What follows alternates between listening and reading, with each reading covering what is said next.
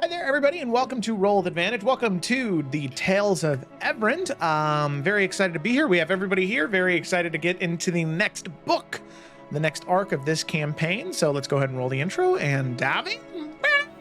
To welcome you to the world of Evrand.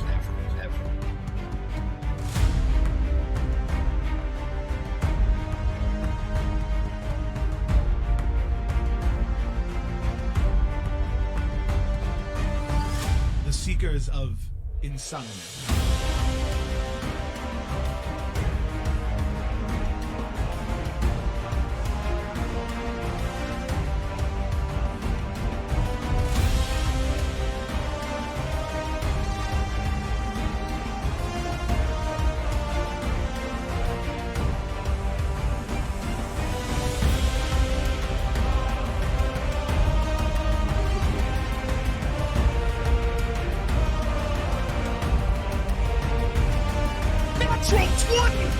I told you to leave me alone.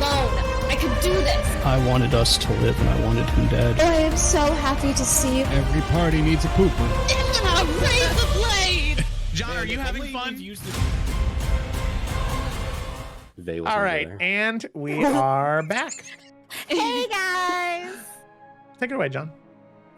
Welcome back to the Tales of Evrand, Book 6, Chapter 1, or Session 56 if you're keeping track. Around here in RWA, the DMs don't do the summary, because that's lame. We don't want to do that. Our players do that. And this week on summary is Ryan as Gideon. So, Ryan, please take us into the session. All right. As the Seekers continued their separate activities, Ursa and Willow continued on their trek through the swamp in order to meet the Rift Warden's sludge. They pondered the damage and fates of the rifts, and what would happen as they were continued to close. They didn't have much time to think, though, as they heard the sound of battle ahead.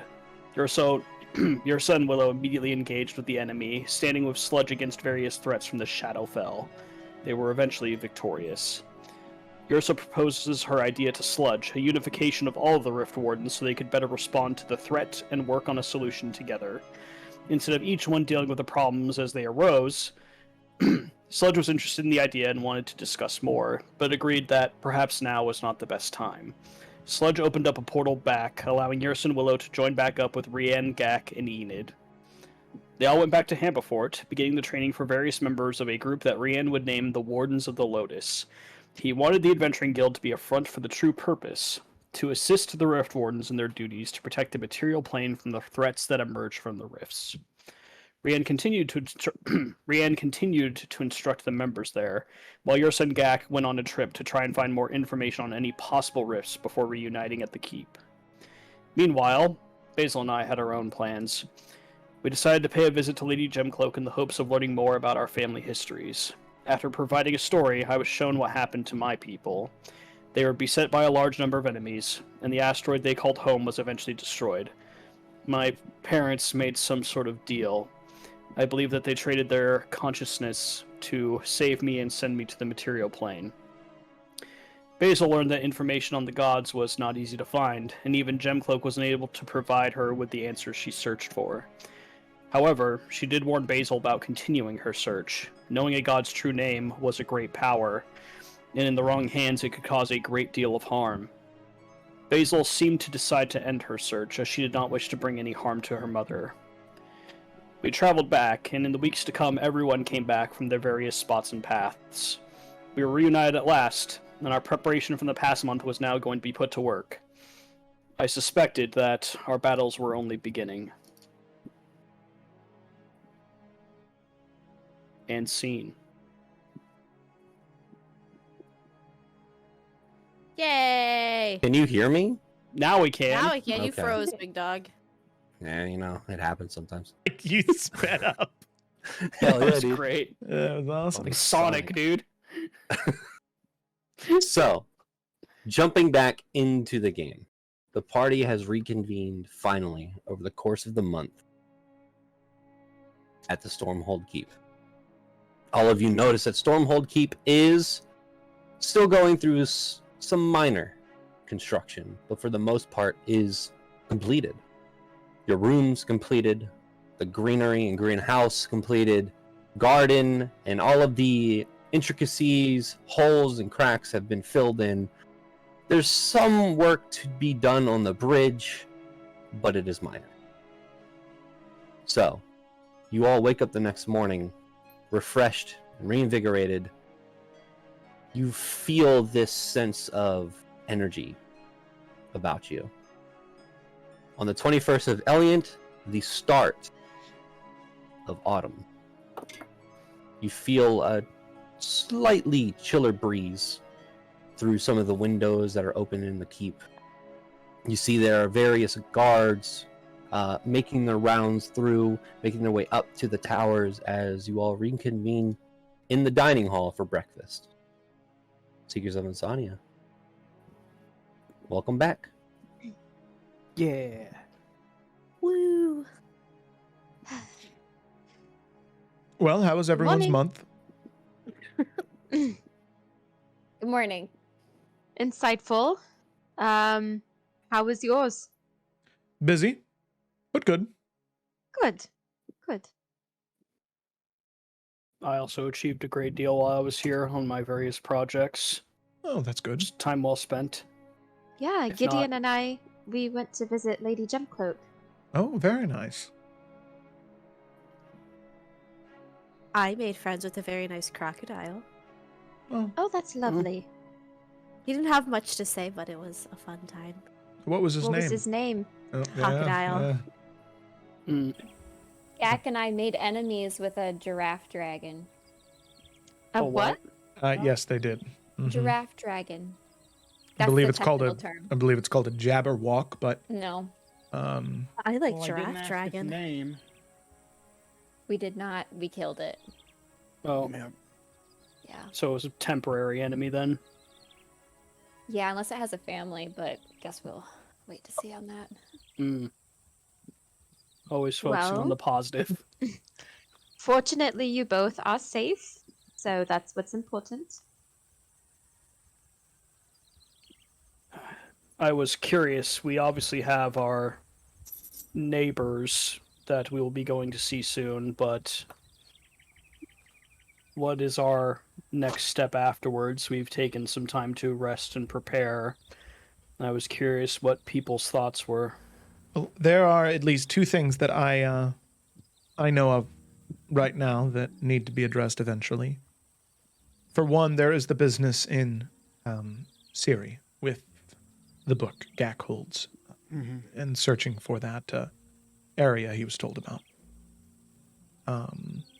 But Siri is a long way away, and I'm going to be very honest, I am in no rush to get there.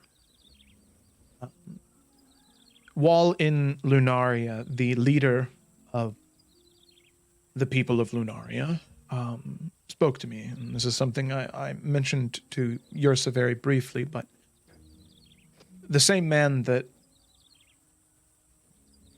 did horrible things to her people and that we saw at the base of the mountains siphoning from that rift that had appeared, she told me his location. He is in this. Oh shit! I have the wrong Legend Keeper pulled up. Womp. Embarrassing. Oh, he's in a city in the Valamine Empire, Theristir.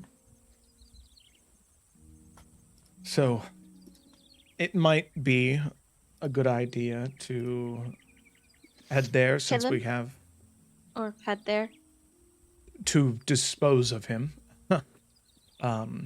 He's not a good man, and I think before we kill him, which is probably the end scenario there, I do think that we should try and find out as much as we can about his situation, what he's doing, and why.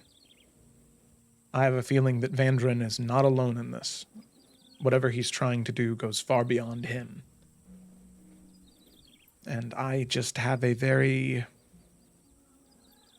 unsettling feeling that it's connected to the Deep Father. I mean, it makes sense. I think he was one of the men who worked with my father. Exactly. So it's something we need to be on the lookout for. But those are the only two things that I can think of immediately that require our attention. Hey, John, what does Gideon know about Therasteer? Therasteer, Gideon would know, is what is considered the third largest city in Ephira itself. It is the pass-through point from Therasteer to the capital, Valamine. Very, very, very large city. Probably looking around 200 or 300,000 people. It is carved. The pass-through fortifications. There's a city outside of this mountain that goes across the entirety of the range. That the fortifications and like higher ups live within. It is considered the biggest stronghold in the world, and it is one of two places that you would find. That you would find the Red Council. Valamine is the first, and the second is Therasteer.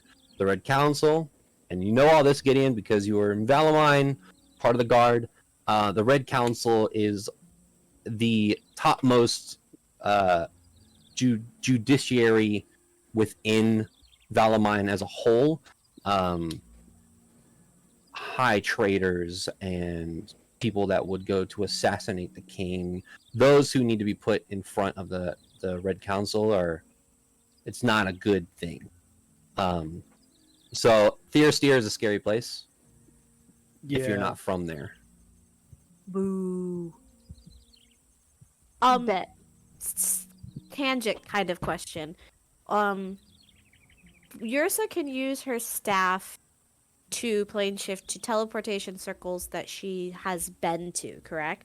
Correct. That's how we decided. So for us to get to Siri, we are going to have to go by boat, it is assumed. Correct. Okay. And if looking at the map, where are we at here? Sorry. There's stairs right here. Okay, great. Yep. What is this? This is Valorant. Yeah. Oh God. Okay. So it seems like the way to go would be to like fast travel, so to speak, the Hombefort using the port glass.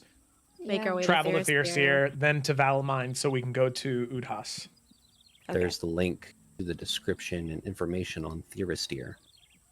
Oh, sick. Yo, Ooh, dude, this I art's recognize dope. this art from Magic the Gathering. Jeez. That's all I use, baby. Nope. Oh, Ursa so would pretty. pop in and she would just say, as much as I agree that Vander needs to be taken care of, he's a very dangerous man, and if he is making deals with anyone in Therasteer, we know that it isn't going to be something good. However, I also know that he is extremely clever. And it might be hard to get to him, so to speak.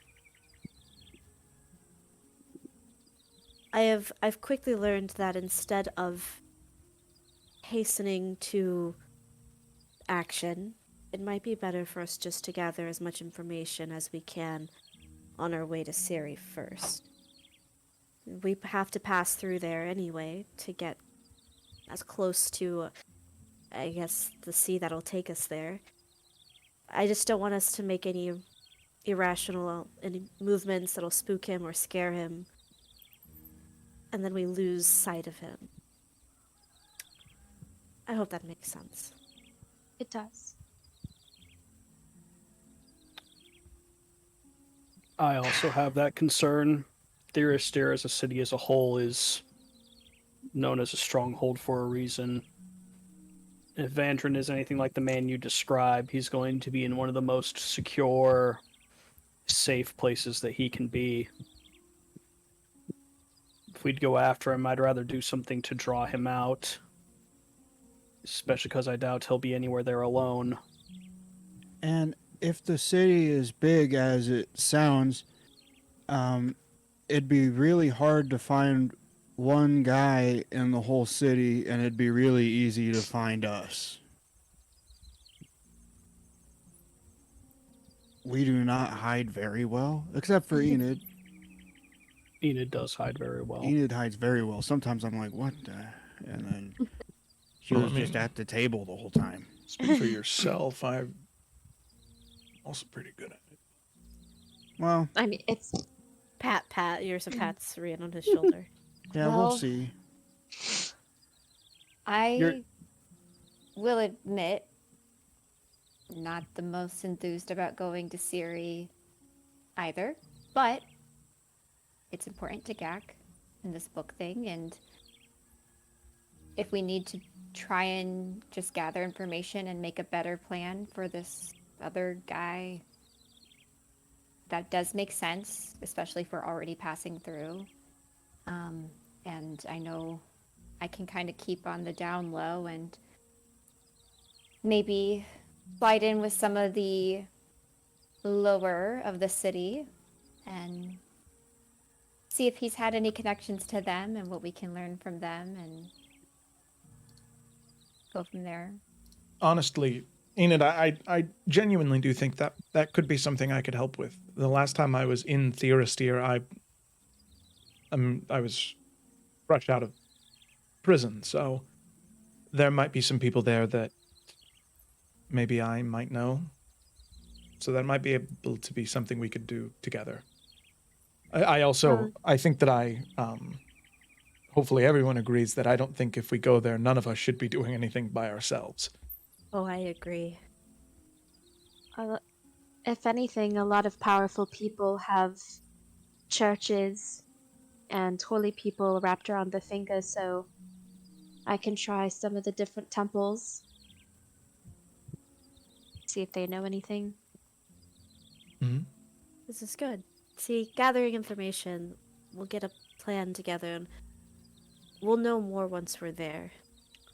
And you said you first or recently saw this man at a rift somewhere? So he does tend to leave Theristir on his own. Mm-hmm. So we really would just need to see where he's going next. Right? We did see him pretty heavily guarded, though, right, John? Like, he had, like, his own personal guards, it seemed like. Am I making that up? I Yeah. thought he did. Yeah, he was heavily guarded. Not only that, from your time knowing him, Rian and Yursa, he is higher up in the military, so he doesn't have just regular guards with him either. He's bougie like that, I see. Yeah, he's bougie. Got it. Well, we don't know if his house is Theristir. We just know that that's where he is right now. Mm-hmm. Mm. That makes sense. So, I guess it would be smart for us to go there and at least try to see where he might be and see if he's going to leave or learn where he's going, like someone just said. Because if we don't do that and then we go somewhere else and he moves, then we had information and then it doesn't matter after that. Exactly. And who he's talking to. So, after our lovely little party, we'll be on our way to Theristir. Hey, Sounds Kayla. like a plan. Yeah, big dog, what's up? So Yursa seems to be very pro, like, oh, we'll just get information, then we'll go to Siri and we'll deal with this later. How much is that being like a tactful thing of her versus she does not want to see this guy again? A lot! Cool. Thank you. No roll needed. Noted. I mean, you're just doing that, like, everything's gonna be okay, everybody, right? Smiley faces for everyone thing right now, because it makes her a little uncomfy. Like, I'm sure throughout the conversation, she's just, like, unconsciously, grabbed at her wrists a few times, but she's trying consciously not to do that. Fair enough. So after we go to Thristine, are we going straight to Siri after that? I Yeah. imagine that it'll probably depend on the information we gather, but most likely. So I'm obviously an expert, but does anyone else know how to like ride boats? I know how to ride them. I know. I know the concept. Mm. And without having to steal them, actually. Yeah, we can Lane. get our own. We can get our own ship. You know, actually, we probably could afford our own ship. We can come up Honestly? with a name for What's it. the fun in that? I mean, when I originally came to Siri, it was to Fiera, it was as a stowaway.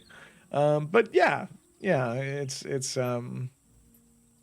we should probably just buy one. Then we have one. We can use it So whenever you we know want. how to control ships?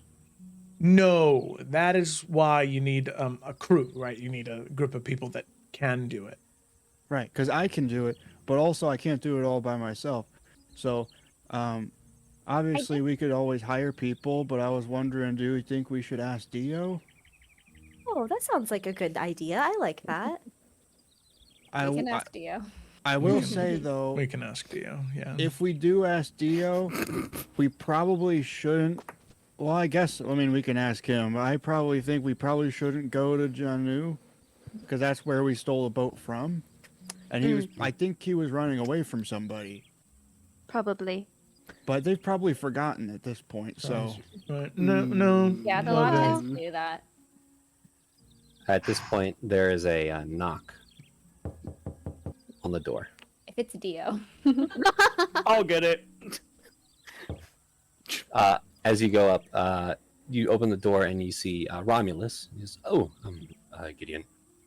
There's someone here to see you all. Did they give a name?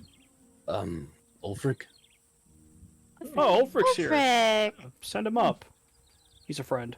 All right.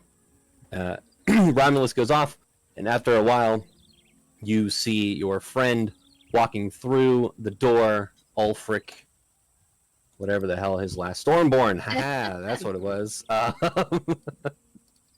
As he kind of just looking around, he's like, "Wow, you all really did an upgrade."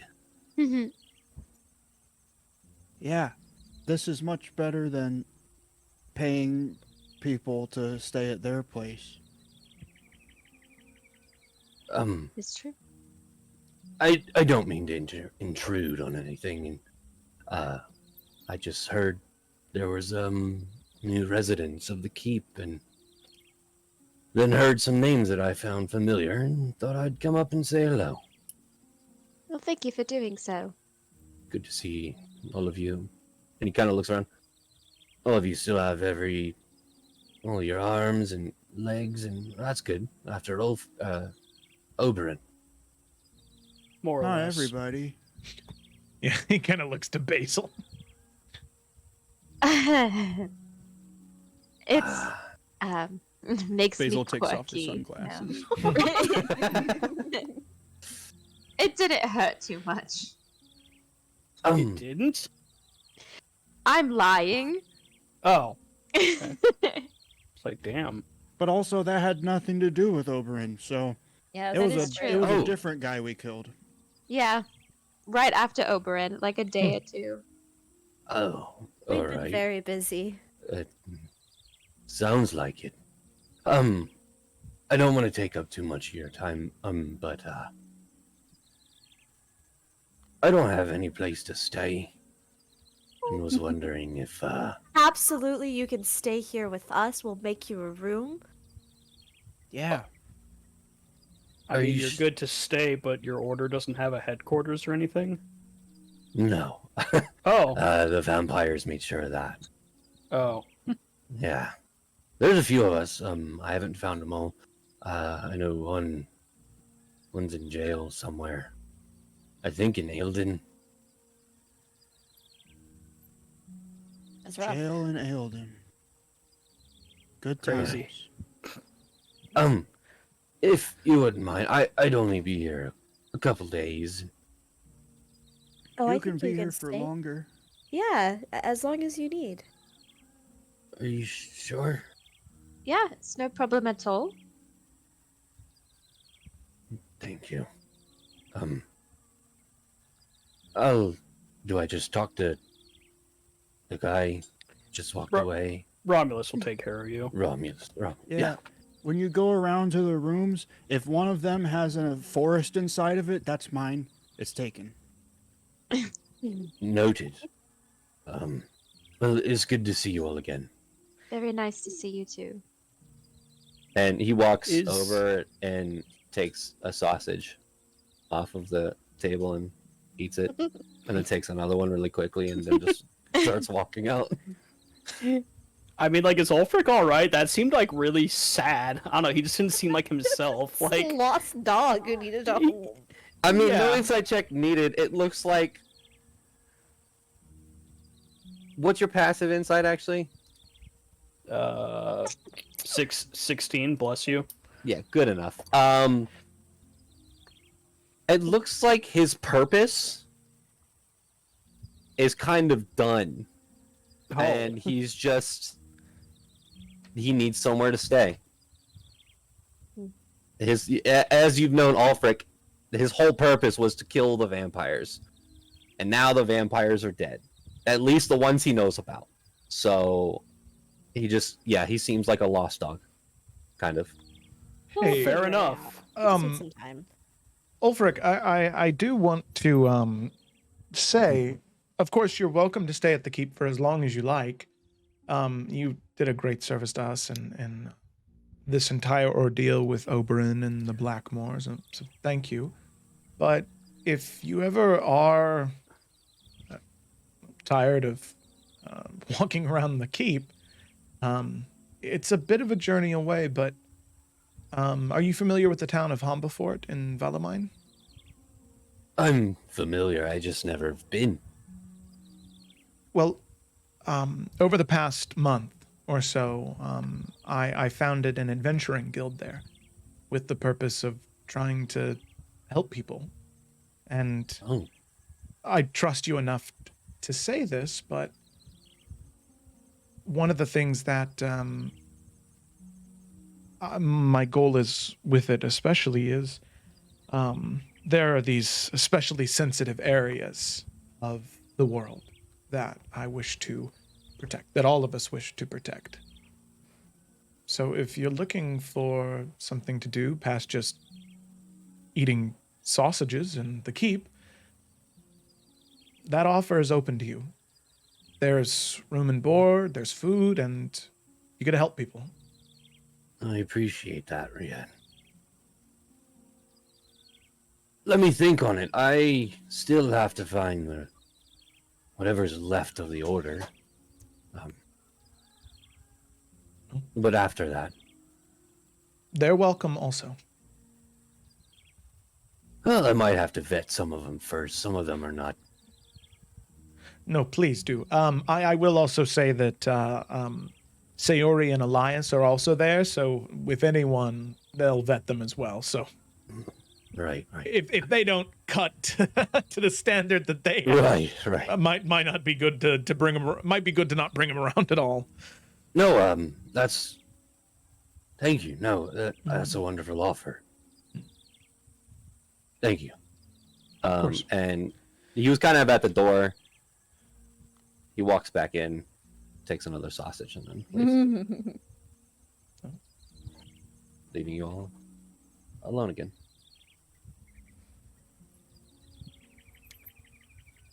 Well, Does everyone have enough sausages? I was gonna have more, but it's okay. I can make some more. Gak just gets up and walks over. Gak's new spell. Gak's infinite sausages. The link that keeps on giving. They're 0 calories because they disappear after 30 minutes. He shoots them out of his wrist like Spider-Man would. Oh, sick. Amazing. Except they just slowly come out and fall. Ew, I don't like that. No. Yeah. Well, I guess we have a plan. It's vegan, you're so. It's okay. How many days until the party? It's Elliot the 21st, so you have 1, 2, 3, 4, 5, 6, 7, 8, 9, 10. Oh, a week. Which, by the way, the party is on the day of the autumn equinox. Beautiful. Does that have The red anything to do moon. with vampires? Werewolves, perhaps? It had No? you. I mean, you guys know it would have to do with vampires, but they're gone now. But it is the Sure. red moon. Sure they there. are. Lovely. So obviously we're not going to RP and go through 10 days individually in game like we That's where normally you're do in wrong. Evrand. But I will say, as you finish up your breakfast and you all variously go about your things that you have planned for the day and days ahead, I would ask the group of you during these 10 days, is there anything you guys would like to achieve or do? Okay. Felicity put her hands up. Yeah, Felicity put do. both hands up first, so you're I up do first. I'm just gonna do one of them first. Okay. So, one day, let's say it's earlier in the week, she's actually going to find Gideon. What is Yay. Gideon up to? Is he still working on things? Oh, when is he not? Yeah, he's not working on like a specific project, but you found that like the past just like 2 or 3 days, Gideon has taken a lot of the books that have been delivered to the keep, and he's just been reading them throughout the day. And he'll have one of his notebooks, and he seems to be writing down, kind of researching something, but nothing like hard, intensive magic, fleeing around, dangerous kind of work. So we'll say today he's outside on some bench near the garden area, just kind of reading. She'll walk up to Gideon, not sitting next to him, just kind of like with her arms behind her back. And she looks at the book and looks at him and goes, "What you doing? What you God, reading?" you're so quiet. Jesus. Sorry. Oh. Oh. What you doing? Sorry, what you what? reading? I'm just was just doing a bit of research into magical glyphs and spells. It's an area I'm not super familiar with, so I thought I would just touch up. What areas of magic are you more familiar with? I know you kind of had a little bit of an identity crisis before I met you, so things are. That's a little one way to different. put it. I would just say your classics, your 8 schools of magic are where I'm more familiar with in terms of how to define them. Anything that kind of wanders outside of that is where my knowledge starts to waver, and I rely on those who know more than I do. Right. Well, I don't know anything about those schools of magic, but sounds very, very interesting. Something I'll have to look into myself, maybe never. But I have some books you Actually- can borrow if you want. I'm really good. But Okay. thank you. Thank you so much. There's I did. pictures. Pictures? Yeah. No, I promise I'm good. That was worth a shot. But Look. I was walking around the keep and I found an area that I think might be a little helpful to you, especially with connecting to your magic. If you want me to show you, it might help you out. Yeah, Gideon kind of raises an eyebrow, and he just shuts his book immediately and stands up. You have me intrigued. All right, it's right over this way.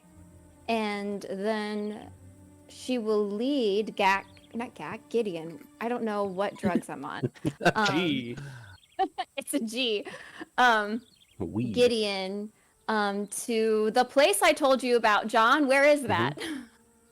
So, as you lead Gideon out of the keep, kind of taking outside of the wall into the forest, up kind of into the ravine of the mountain. At this point, the sun does start to set, and Gideon, what you would be able to see in the distance is this faint blue glow. As you get closer and closer, you see this on this side of the mountain, this garden almost of these flowers that you thought were only native to Valamine. moon lilies.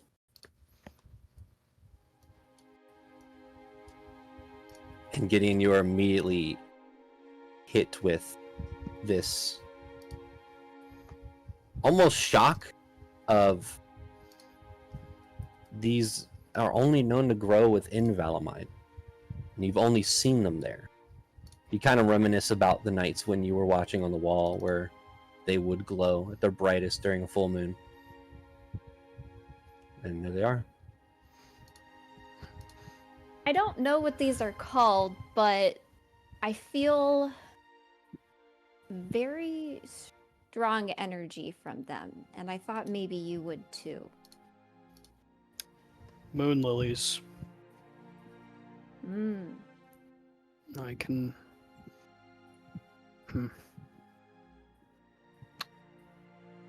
I don't. I'm not as much of a nature person as Björsa is, but these are my favorites.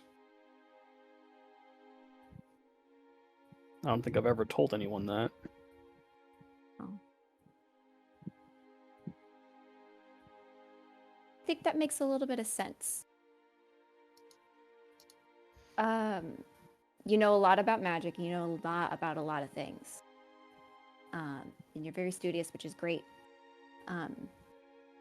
But one thing about magic, at least that I know, actually, let me back up.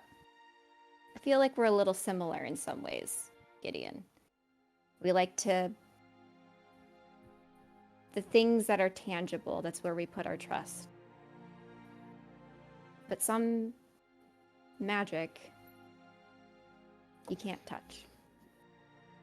You just have to feel it. And that's the only kind of magic I have. I didn't study anything. I had to let the energy kind of flow and work with it. And it has always been a little scary, but with practice, you know, you get good at everything or anything if you really put your mind to it. And she's like walking through the flowers, and then we'll sit down and just kind of like, you know, pluck one and like keep it with her. I never saw moon lilies that don't spend time in the places they grow, I guess. But, and then she'll hold up this little stone. When I was little, I ran into this moonstone. And it helped me channel my abilities that I was trying to get used to. I didn't know why really at the time. But it was tangible. And it helped me. I don't know what you're going through or how much... I mean, I've heard a few things about what happened right before I joined, but maybe you just need to get out of your head a little bit and feel.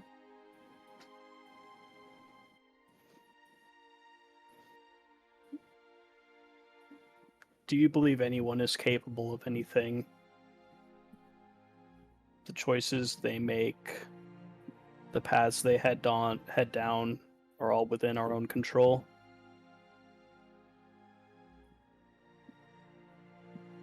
Maybe.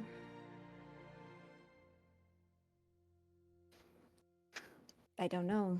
There's been a lot of things that have happened to us that are out of all of our control. Seems like life just kind of happens to us. And yet Sorry. No, you can go. I was just adding to that. Well. But like everything, we choose how we respond to the things that happen to us.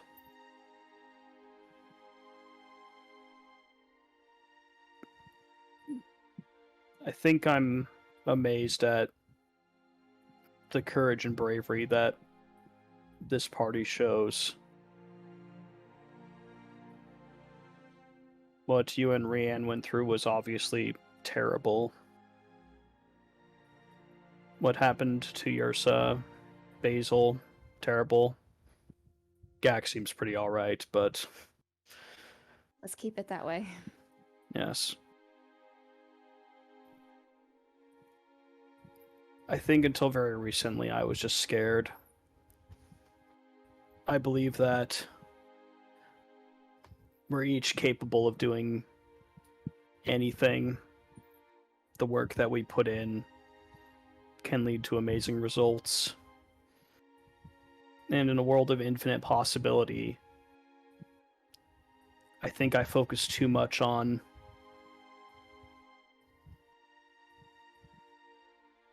the possibility that people would constantly disappoint me instead of the hope that I found instead. Taking bad news is always easier if you're prepared for it, I figured. Train of thought makes a lot of sense to me, so no judgment here. And yet, I think about the people that we face and the challenges, and it occurs to me that the world could be so much more worse than it is. If everyone was a Vandrin or an Oberyn at his worst, the world would get so dark.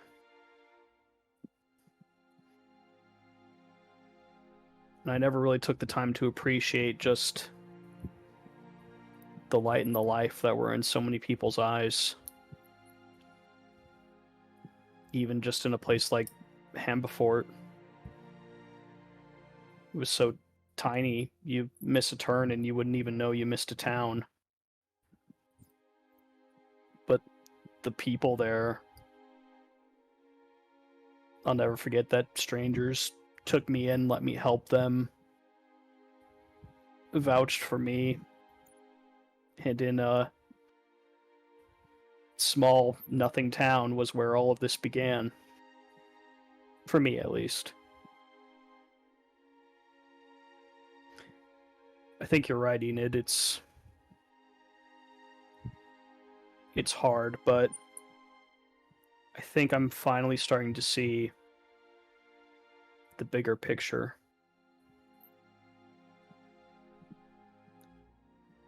What is that And picture starting to look like for you?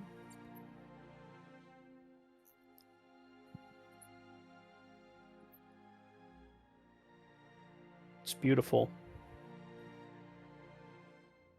It's the chance to do some good and have some good memories on the way. If that's what defines my life, I think I got pretty lucky, all things considered.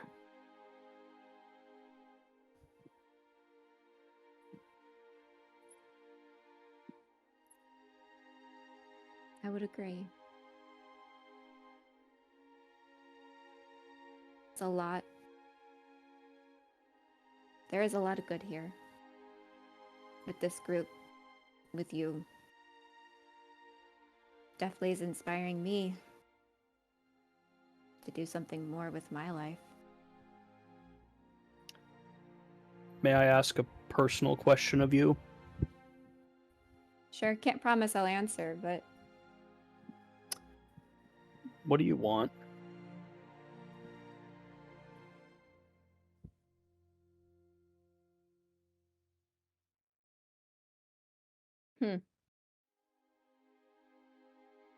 you mean like in life or in this moment? Because a good sandwich sounds pretty good. I meant I meant more the life thing, but I figured.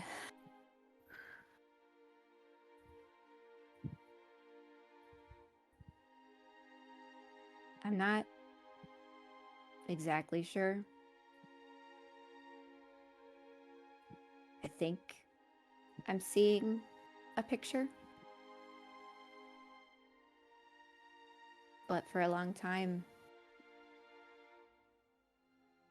it was very one note.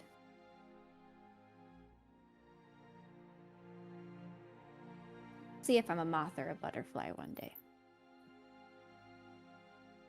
Talk to Ursa, I see. Yeah. She's pretty cool. Hugs too much. She has that effect on people.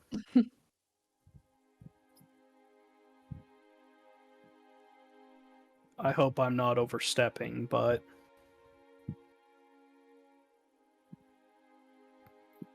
the hardest thing for me was realizing that whenever I felt alone, I was the one making myself feel that way. I created those barriers and I kept people at a distance because if no one's close to you, they can't hurt you.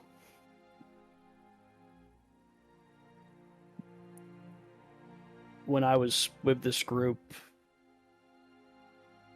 I don't know if they told you this, but we were with some of Oberon's children once at a party, and they attacked and abducted me one day.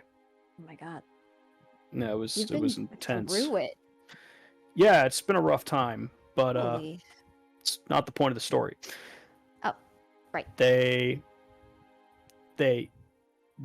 sent a message to the party, letting them know, taunting them into an attack on the manor where they had all their undead servants and their minions.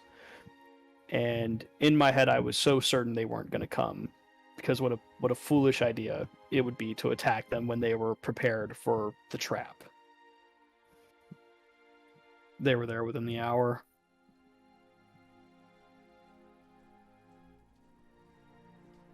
And then, after Oberon killed me, my entire body was gone, and they used the magic of Lady Gemcloak to bring me back. See, when they first came for me at that manor, I thought it was loyalty. I've been a soldier. When one of your own is threatened or hurt, you go after them. You don't leave them behind. That's just how teams work. What they did for me with Gemcloak, it finally made me realize that it was more than that. And I hadn't appreciated what had been there for probably a very long time. And that's my fault.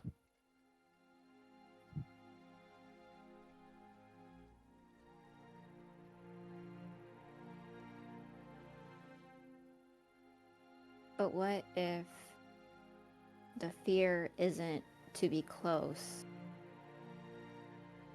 but to be close and then one day not anymore?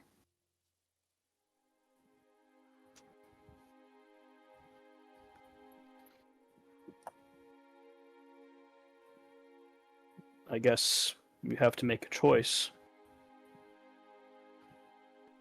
Would you rather not have to feel that pain of something being gone?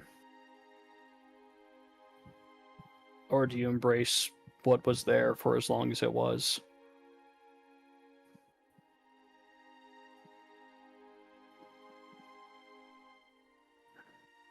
Yeah.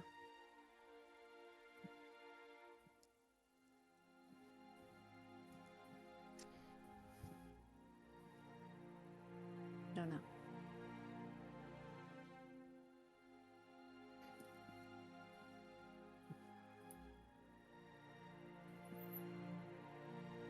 While you both sit there, kind of looking, Enid, you take a cursory glance at the moon. You see that right now it's not a full moon, but you can see half of it cut straight down the middle. Gideon, you kind of just sit there and get reminders of Valamine and your time in Valamine. And at this point in the night, you watch all of the moon lilies open up entirely, and just what would be pollen just looks like firelight as it gets released and into the sky as the wind picks it up, and it almost looks like stars kind of flying into the horizon.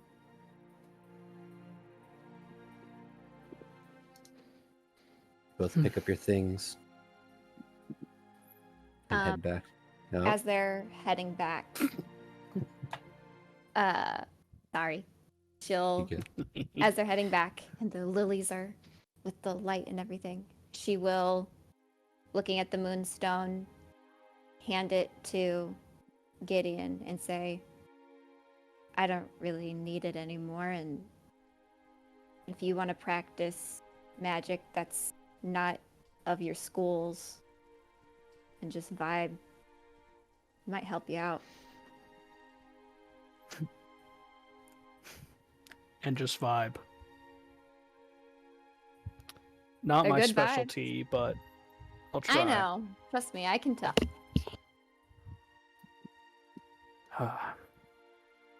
This was nice, Enid. It was.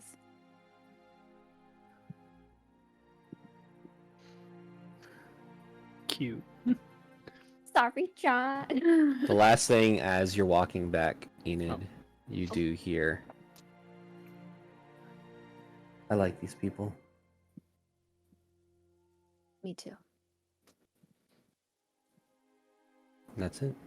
You walk back to Stormhold Keep. I would ask, I know there's more things that we want to do before the 10 days before the party. I know, Felicity, you said 2, but let's move on to who else has one thing. Yeah, I want to try and haunt Gak. Haunt? Yeah. So, Okay. yeah. Rihanna, Wait, this music is everything? yeah, he wants to he wants to prove how sneaky he is. So Okay. I'm gonna try and haunt Gak. Okay. So as So you Gak will is walking throughout the halls at night, maybe like when he's like getting ready to go to bed, Rian wants to like follow behind him and make like ooh noises.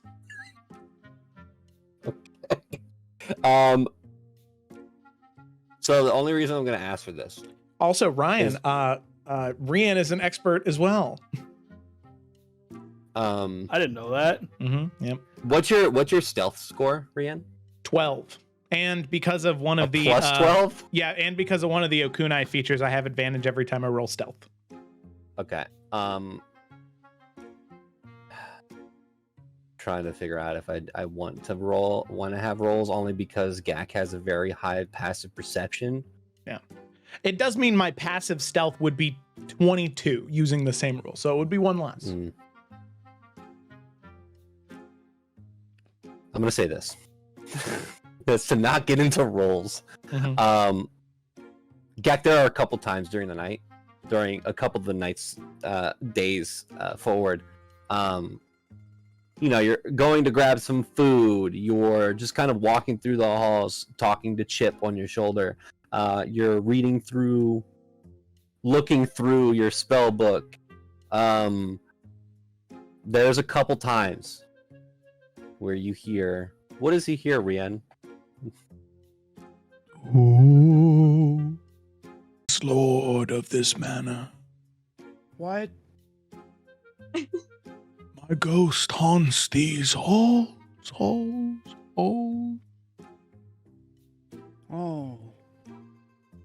Is there anything I can do to help you? Yes, Gak.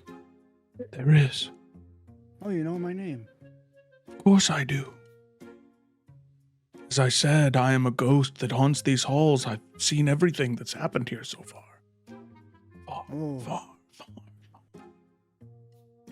I have a question.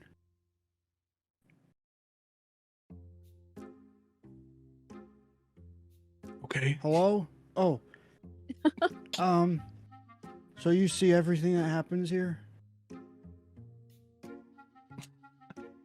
Can't be everywhere at once. So I only have one set of eyes. But I thought you said you saw everything that happens here. To a degree, yes, but not everything. Okay. Do you know where I put my sash? My little purple sash? I normally put it around my waist, but I can't find it anywhere. I haven't had it for a couple weeks. I even checked inside my bag of holding, and it's not there. I can't find it in my room. I don't know if someone took it. Well, Gak, that is what you need to find then. I have no idea where it's at, but with that sash, you can break the curse and free me from this place. Okay. Is there anything else that I need to do, or just find my sash that I always have on me? There's one more thing you need to do. Okay. Is after you find it, at breakfast the next morning, in front of everyone, you need to recite the nursery rhyme, I'm a little teapot. Okay. Can you tell me how that goes? Ask one of your companions. My time Okay. is limited. Oh. Well, it's a good thing I have to find the thing I've already been looking for. Gak is gonna go straight to Basil's room. Rian would like to find the sash first. Okay. Make a perception check, investigation check. I don't care. Oh, 17. it takes you 15 minutes to find the sash. It was not in Gak's room, but on the pier going into the small little lake in his room. Yep. Gak, you get to Basil's door. Basil. She rushes to open the door, and you see she's sweating a little bit, and she's holding a vial of some sort of liquid, and she has a spoon in the other hand. What is it? Are you thirsty? Am I thirsty? You're holding the liquid.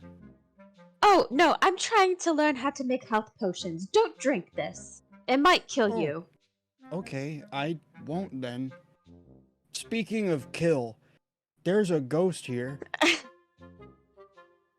Oh, Yeah. are it you was- sure, Gak? I haven't sensed any ghosts. No, it's And a really nice ghost that's a little bit confused about what it sees, but I think that's probably just because it's been dead for a long time. But basically I need to find my purple sash. You know, my sash that I wear that I wrapped around your head when you lost your eyeball? right. Yeah, I don't know where that is, but apparently the ghost said that will help it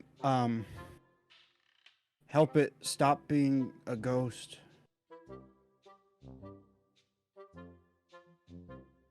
So can you help me find it? Did he say how it's supposed to help you? Because that's pretty random. And No. And I was wondering why it would help because I had it with me just like a little bit ago, but I'm guessing that's why the ghost hadn't shown up until now. did you by chance tell him that I see dead people? No. And it's like kind of my job to help them cross into the afterlife? No, I didn't. That's okay. It's if okay you want- because this is easy. You don't even have to use a spell. I don't. I just see them. Yeah, but I then mean, I- like to send them somewhere. All we need is to find my sash, so it's really easy. I mean, I could still help you find your sash, but all I do is I spiritually guide. Like, there's no spell. I just tell them That's to okay, go, and they Basil. go. I don't know what you're talking about. I'm I'm just trying to explain how it works. I don't know if I told anybody how it works. Basil, if I'm being honest, I came here to see if you wanted to help me find a sash so we can help a ghost, not to learn about whatever it is that you do all the time. Oh my god! Gak, I would be more than happy to help you find your sash, and I will help you find your sash. However, I will tell you that there's no reason for a ghost to require a sash to leave this place. So let's find your sash and have a little talk with the ghost. Okay. Oh, why are you so upset with me? I just want to help this ghost, Basil. And I told you I can help this ghost because it's what I do, and you don't need a sash. I think the ghost knows what it needs. A little bit more. am literally the child of death.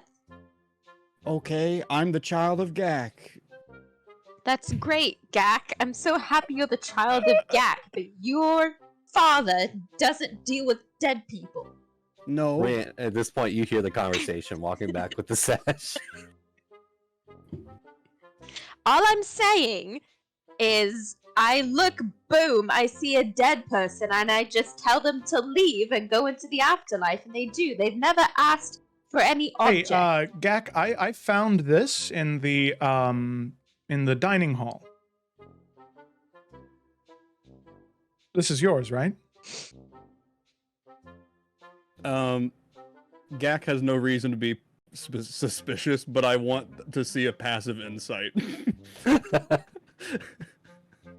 Oh, what's your passive insight? It's 14. 14? What's your passive deception, Rand? 14. Oh. I will say there's small suspicion, but not enough for Gak to hold on to it. Gak slowly reaches out and grabs it and goes, Someone stole my sash and put it in the dining room. Really? By the way, I wanted to ask. I was walking around tonight. Have you guys heard like whispering? Obviously, you guys were talking, but I haven't heard whispering. I've heard like owl sounds. Oh. I thought I heard somebody talking. I guess it was just my someone imagination. talking. Oh. Well, I guess they were whispering at first, but it was hard to hear.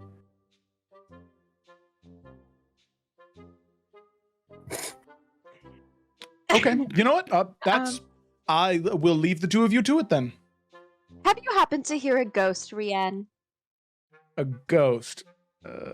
No, I unless that's what that whispering was. But Gak, did you see a ghost? I did, but that's actually I was going to ask you a question. Okay. Do you know the teapot thing? There's like a teapot kid thing that people say. No, I'm not familiar. Basil, do you know it? My Little Teapot? That's it. Yes, I know it. Why do you ask? How does it go?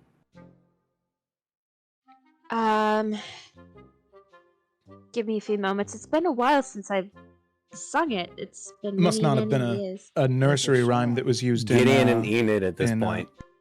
Now see the congregation in the hallway of the three of them. Yursa, you are also walking by and see this. Basil's still holding the stuff. Gak, why do you need to know the song? I'm gonna try to think of the lyrics, but why do you need to? The ghost needs me to say it. Are we after having a sash. party in the hallway? Yeah, we're trying to help a ghost. A really nice ghost was asking for my help, so we're trying to make sure that it can move on. We have a ghost? We do. No. It's the former lord. This is the first of I'm the hearing keep. about it. Can Basil just talk to the ghost? That's what she's saying. Thank you. That is what I'm saying, Gak. There is no ghost here that has been requesting a sash and you to sing My Little Teapot. All I'm saying is that the amount of time we've talked about what you can do for ghosts has cut into the time that I could have been looking for the sash, and then Rian here found it for me. And that's very lovely of Rian. However, Gak, I think someone might be trying to play a joke on you. Are ghosts tricky? I guess depending on them, but you singing My Little Teapot and finding your scarf isn't going to set him free from this house. Okay, one, it's not a scarf. It's very clearly a belt. He's worn it as a Sash. belt. It's like a little Yeah. sash. I'm yeah. sorry, a sash. That's okay. Two, do you know every ghost? I know ghosts in the vicinity, and I have not once noticed a ghost in our keep. Basil, if I know something about people, it's that everyone has different needs, and everyone needs different things, and everyone wants different things. Mm-hmm. So maybe the ghosts that you know don't need My Little Teapot. This one does. Is everything okay up here? You see Romulus? I heard a Romulus, lot of commotion. Don't interrupt them. Oh. We have a I wanna ghost, see how and this plays Basil's out. making a much bigger deal about it than it What's needs to be. my little teapot thing? Does The anyone ghost know is- the teapot? I don't know. I don't do know the Basil's It's a gonna nursery storm rhyme. out of the group, and she's just gonna start walking around the keep, and she's just gonna sense every single area. John, can I sense to see if there's a ghost? You in don't the need to keep. make a roll. There's no ghost. Okay, you Driving Basil crazy. Romulus you leans see over. Basil's eyes are white, and she's just like looking around. I. Hi. Romulus leans down to Gideon and says, Her eye. we have a ghost? We don't have a ghost. I'm and not she sure. comes like marching back. Gak, there is no ghost in this keep. I promise you, I would not lie to you. Well, did you look through the?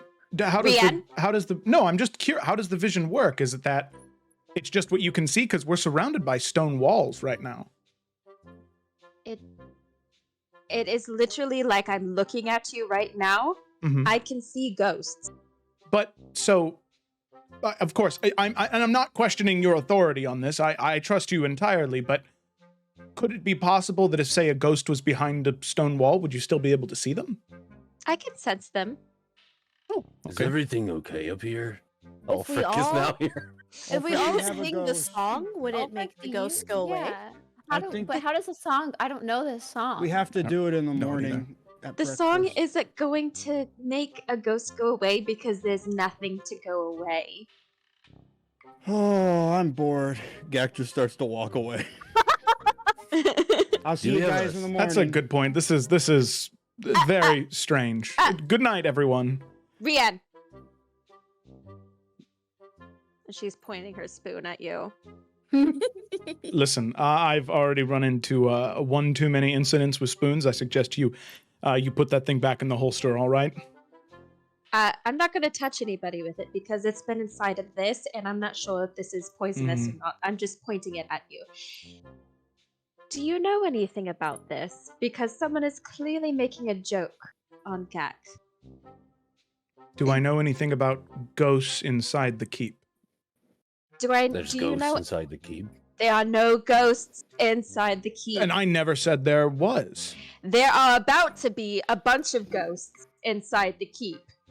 I'm gonna go. Romulus and Ulfric both nod and walk off. All I'm asking Mhm. is Gak is a very gullible, lovable man. Of course. However, my abilities were put into question. So if there's a joke going on, I would love to know. Because I know what I'm doing. Well, of course you know what you're doing. No one has ever said anything to the contrary, and no, to my knowledge, there is no joke going on. Rian's lying. Oh damn! What you gonna No, do I'm about not. that, Basara? You see, when he says that, the left side of his lip curls upward just slightly, and that's how you know he's Mm. lying. That is really Oh, good. that to is know. very interesting information. Yes, I appreciate Mhm. it. I would just like to say that for any of you to assume Now that he's I trying would... to explain away his lie. Watch carefully. Oh, and did you see another smile? You know he's caught. You see, this is what I like to call a rat stuck in a box. Observe closely. I don't appreciate you right now, Kayla. Yursa like sees the way Basil's standing and she adjusts so she's also like kind of like has her hip popped a little bit and almost floats her like arms over her chest. Enid, seeing Yursa do that just to piss off Rian more, is going to scoot on over and do the same. Gideon Okay. Sander just goes, as an impartial judge, they're making a compelling argument. Mm. All right, how about Listen, this? Rian, listen. No, I'm no, not no, no, mad. no. If you can find me, then I'll tell you the truth. 3 If I seconds. Close your eyes for 3 seconds. And if Are you can just find trying me, to prove a point from this morning? Yes. Said that no very quickly. All right. Gideon, I will thought have you were an know. impartial judge. I am. That was an impartial observation. Either way, Rian, whether I catch you or not, we are all still in agreement, girls? Girls? Yes? Absolutely. Yeah. I don't know what I'm agreeing to, but yeah. Am I one of the girls? You can be. All right, just checking. All right. I shall close my eyes, Rian. Is it just me, or can I have help? No, you can have help. Okay. I'll close my eyes too. Basil, we'll close your eyes. Oh my god, roll a stealth check. Oh, Jesus Christ. Oh my god, of Is it course! garbage? Of course! Oh, Jesus Christ. No. I don't even know why I try and play D&D anymore, honestly. I should love just ya. assume that I roll 4 for everything. He just goes around the How corner. fast? How fast is Rian? 30 movement 30 speed feet. is normal. let it- You Roll hear again. his knees creak as he walks away. Oh. Yeah, all right. You guys find Rianny. He slips and falls as he's running away. No. Busts his shit on the ground. Oh. Oh, fuck my nose. Oh, You run into all Romulus right. who's running around There's the a corner. ghost. I made up the ghost because I wanted to prove a point that I could stealth like a ghost. Are you okay? Basil's I'm gonna- so sorry. I'm fine. I'm fine. Basil's gonna walk over and if Rian's on the ground, she's gonna crouch down and she'll say, Yep. "It's okay. It's okay." She's gonna pat Rian and cast Cure Wounds Oh, thank you. on him. Thank you. You're welcome. All right, Are you well. sure it's not broken? It's not anymore. My nose has been broken for a long time. It's okay. Well, I'll go apologize to Gak and good night, everyone. If it makes you feel any better, it was a lot of fun. It was fun. I had a great time.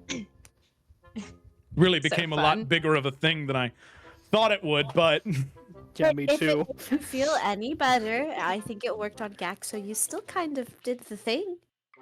It did work on Gak. Mhm. All right, well, good night, everyone.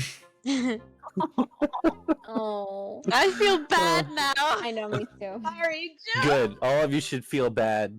I'm sorry. I didn't do anything. Hey. You were part of the girls, Gideon. Hey, No, you just Gak. wanted to know if he was part of it. Once a girl, always a girl. Right. Hey, Ally. Gak. Ally. Listen, I'm sorry. I was the ghost. What do you mean? I was trying to prove a point as to how quiet I could be and how stealthy I could be. So I wanted to, you're a really funny guy, and I wanted to pull a little trick on you, and pretend to be a ghost, and I'm sorry that I deceived you. If you pretended to be a ghost, I don't think I saw you. I was the voice that you heard. Oh, Gag. you were that ghost. I was the yes. Huh. I'm not very good at voices. I'm sure that now that I say that, it makes sense. That does make sense. That was really good. You think so? Yeah, I think you did a good job, Brienne. That's pretty funny. Thanks, Gag. I thought you were a ghost. Yeah, you thought I was a ghost, but I'm not. Just so I know I'm old, but I'm not a ghost yet. All right. No. Also, if you were trying to be quiet, I could hear you. You talked to me. We had a conversation. Yes, I understand. It was a flawed plan from the beginning, and I just wanted to apologize. I'm glad I was able to find your sash, though. So, did you find my sash or did you steal my sash? No, I found it. So I ended up doing you more favors in this scenario than harm, I suppose. No, you said that you lost it because you asked the ghost if they had stolen it. Mhm. And so I found it so I could give it to you so that way I could see you do the I'm a little teapot thing and sort of giggle to myself about it. I can still do the teapot. No, thing. at this point it's and everybody knows I broke my nose a little bit ago because I was trying to prove Oh. a point and Oh, Brienne, you don't have to do that. no, I already did. That's the thing. Well, so I don't know the little teapot thing, but I was working on something. If you want to hear it. Sure. Teapots hold water. Teapots get on fire. Teapots put the tea in. Teapots go. I hadn't yet got to the second part because the second part was going to talk about how that was me. Because I was the teapot. But I just was working on what they do first. That's really good, Gak.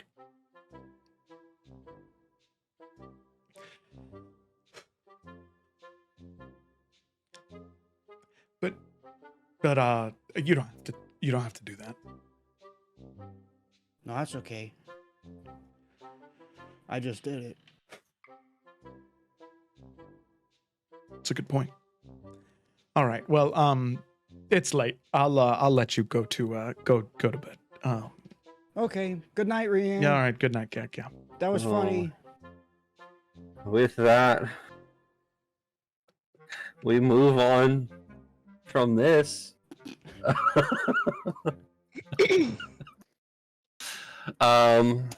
Who else has got some stuff they want to do before this party? I just had a small thing. Oh, but Ryan can go first. I was going to say, I have two things. One's small and one's decent sized. I have All one right, thing that could be decent-y. Let's. Okay, yeah, Gideon, go with your small thing, and then we'll go with Yrsa, then Basil, then Gideon. Copy. Some days later, Gideon's going to go to Gak's room and knock on the door. Who is it? It's Gideon. Gideon, you may come into my room. Thanks. He'll open the door and walk on in. And Gak's just standing in the middle of the grass. Just like an NPC. He's just standing there. He's just T-posing. Hey, Gideon. What you doing, Gak? I was standing here. Oh. Just 'cause? Yeah. I could have been standing over there, but I chose here. Oh. Man, they really are 180 of characters of each other, aren't they? Well, sorry to interrupt that, but I thought you'd like to see the progress I made while you were gone. Oh. Let's see it. You can come into my small room inside my room. Then Sure. Gak does a big motion and walks over to the little cabin that's been built in the corner of his room. And Gideon will head in and take a chair. But There's no chairs. it's- You can sit on the bed there. Oh, my bad. Perfect. Yeah, Gideon will pull their project out from his bag and unwrap it before handing it over to Gak to take a look over. Like I said, before you left, I told you I was working on some other things that took up most of my time, but I tried to put a little bit of work into it every day, trying to match what you requested. I was hoping you could add some stuff. Here, and he'll just kind of point to a few spots and make some suggestions. Yeah, sure. You might have to help me, but I can add some stuff. I think with this you won't need my help. It's just forgive my asking. Is this something you really want to do, Gak? It's I commend it, but something like this, when you do it, there's no real turning back from it. Yeah. I mean, I feel like it's important if it's going to help other people. Which is great. I just don't want to see you hurt, even if it helps others. No, I don't Yeah. care. I'll be fine, I promise. If you can do it, I can do it. Fair enough. I just wanted to make sure. Because, like I said, I'll keep doing what I can do. Just, if you change your mind or want to wait, there's no shame in that. No, I don't think we need to wait. I think that we can do more later when we have more stuff. But I think we might as well get started, No, there's wisdom to that. I just, as long as you were certain, you've been gone for a month. I thought you might change your mind. I still did work on it every day, but it sounds like you're pretty certain this is something you want. So Yeah, I think it'd be cool. It will be very cool, and you are my friend. I gave you my word I will help, so I will continue until it is done. And the thing that Rian was working on in Humberfort, I feel like this has the potential to help them too.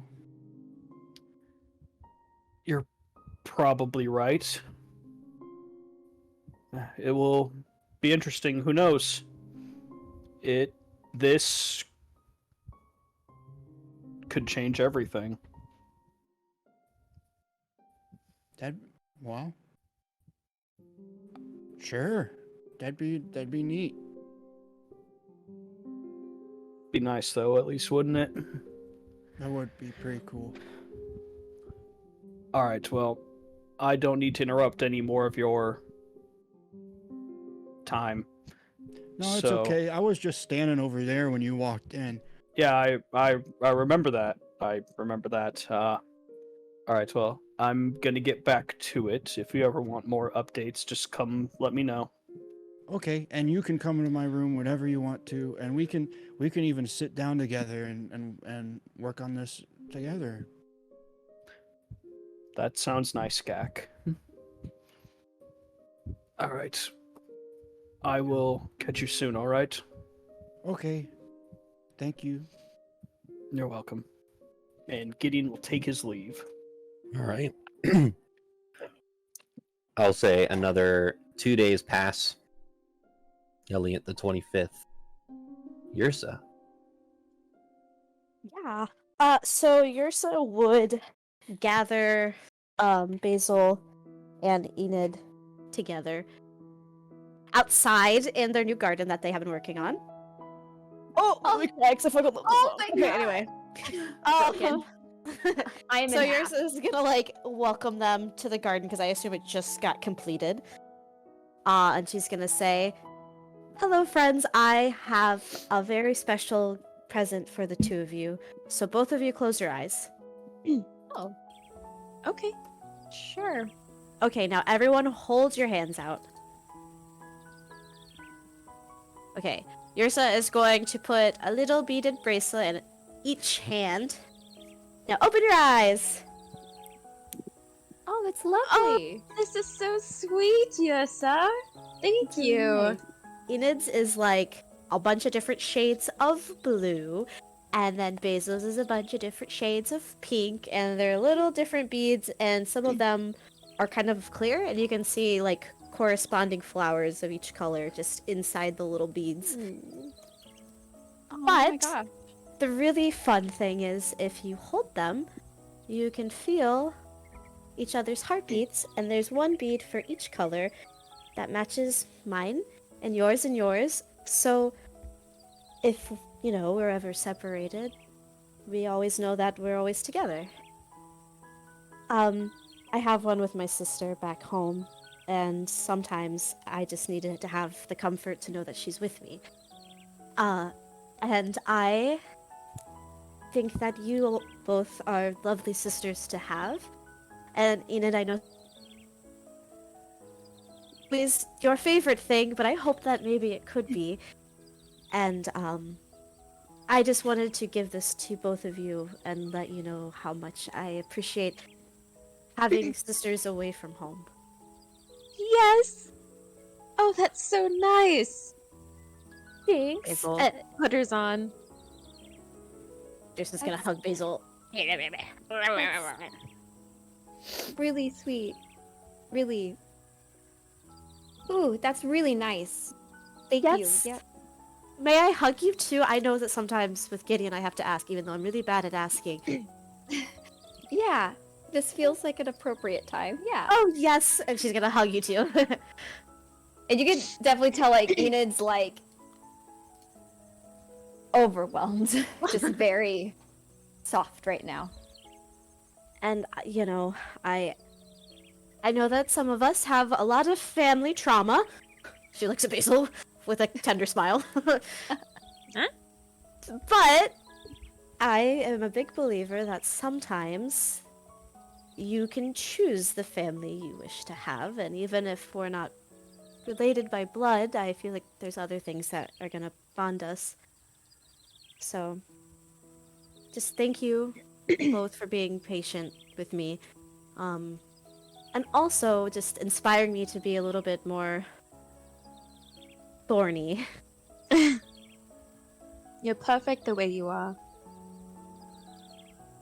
Thank you, Basil. Rain or shine, it's been a pleasure. Really. Yours is gonna be that cheesy one, and she's gonna take both of their hands and just give them a little squeeze. The cutest thing ever. I'm melting. That's all she wanted to do here. But I do have one more thing, but it's also really small. I promise, John. What is the small thing? Okay. After she frolics with her lovely ladies for a little bit, Yes. she's gonna go find Rianne. Because he was a little bit of a sour pouch the last time.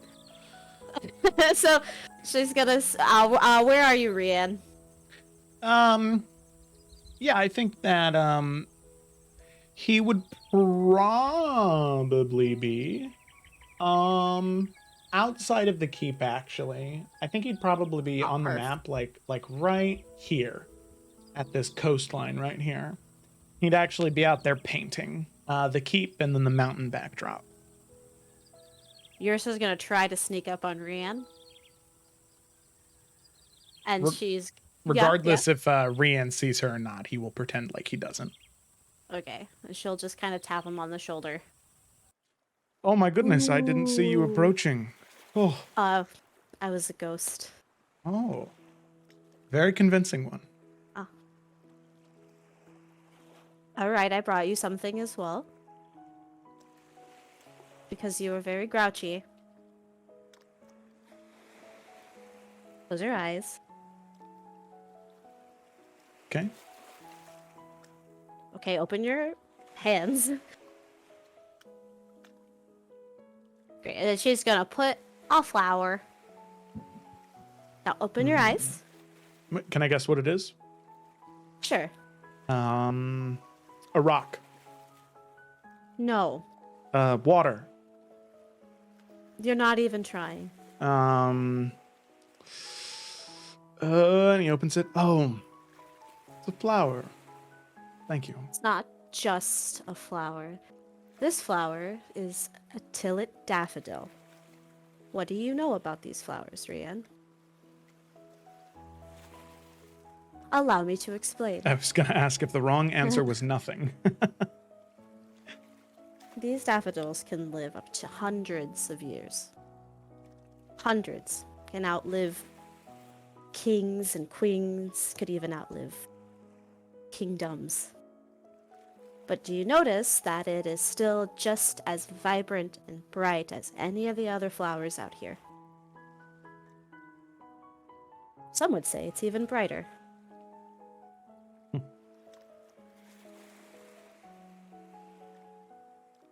Sometimes it's not about how or when a flower blooms. It's just the fact that it's there and it's brightened up someone's day.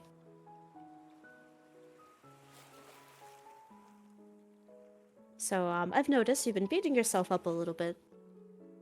But need I remind you, I am much older than you. And I'm still just as vibrant as that flower.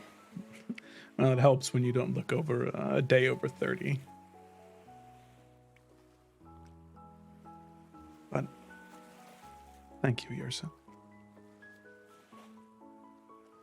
You're welcome. It's fun to watch you and Enid together.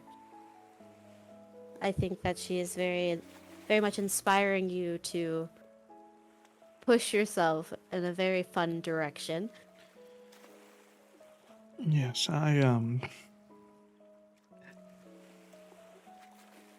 It's not intentional from her, I know, but I would tell you about how Isaac and I would be little partners in crime. And I think having her back has reminded me of that.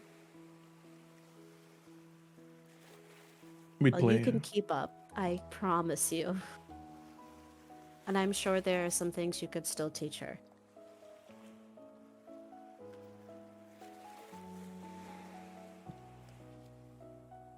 So pull all the pranks you want. Just know I'll always be there to debunk them. 'Cause that's my fun. Do me one more favor, though. Should I Yes. choose to pull any more jokes? Give the others a little bit more time to try and figure it out on their own. I will. You know my tales a little too well. I'm sorry. I was doing the girl power with my friends. As you should. But thank you for the flower and the words. Especially the words. You're welcome. Now don't forget them. I don't know. As old as I am, memory's not quite what it used to be. If I had a spoon, I would throw it at you. Oh, I know. It's becoming a reoccurring trend in this party, I see. Gak had to go and make a spell where he could create unlimited spoons. There were sausages coming out of his wrist at one point. I must have missed that. That sounds horrendous. And with that lovely thought, I will leave you to your painting. Maybe you can incorporate that. Yeah, I'll see what I can do about sausage slinging Gak. Great. We'll put it in the front room. It'll be beautiful. And on that note, as Ursa leaves Rianne to continue to paint, we will jump over to Basil. Yes. So this is towards nighttime. And I apologize in advance for this being a little bit longer. But Basil is, and she's been thinking about this for a little bit, but she's going to walk over to Enid's bedroom and knock on the door. Yeah, she'll open the door. Hi! And, Hey. you see she has like a little teapot already ready, and, hi. Hi. Question for you. Have you ever had a sleepover? Not since before. Used to with Isaac, but no. Ah, most people don't when they get older, but, uh, uh, you know, I still I enjoy, hanging out at nighttime and then falling asleep, with the same person and then waking up to that same person. We could have a sleepover. Yeah, that's what I was thinking. We could have a sleepover, if you're interested. Yeah, that sounds Okay. fun. And with tea? What kind of tea? Oh, this is actually a lavender. It's one of my favorite. It helps me relax at night. But I kind of already set everything up. I didn't want to assume that you would say yes, but I hoped. Okay. Yeah, that sounds and she kind of like takes a second to think. Yeah, that sounds really nice. Okay, perfect. Bring whatever you'd like. Blankets, pillows, anything that you typically prefer to have when you sleep. She'll look around her room of all things that were not hers in the first place. I think I can survive with whatever you have. Okay. I'll show you to my bedroom. You already know I what know where it is. Let's go. Right. Let's go. And they go over to Basil's bedroom, and when she opens this door, you see this really cute kind of pallet or blanket fort she kind of set up on the floor. She has pillows thrown everywhere and a little tray that already has teacups and sugar on it and spoons, and she sets the teapot on top of it. Oh, this is so cute. And the fire's already going, and she set up a little flower vase where the tea is. So this is what my room looks like at night.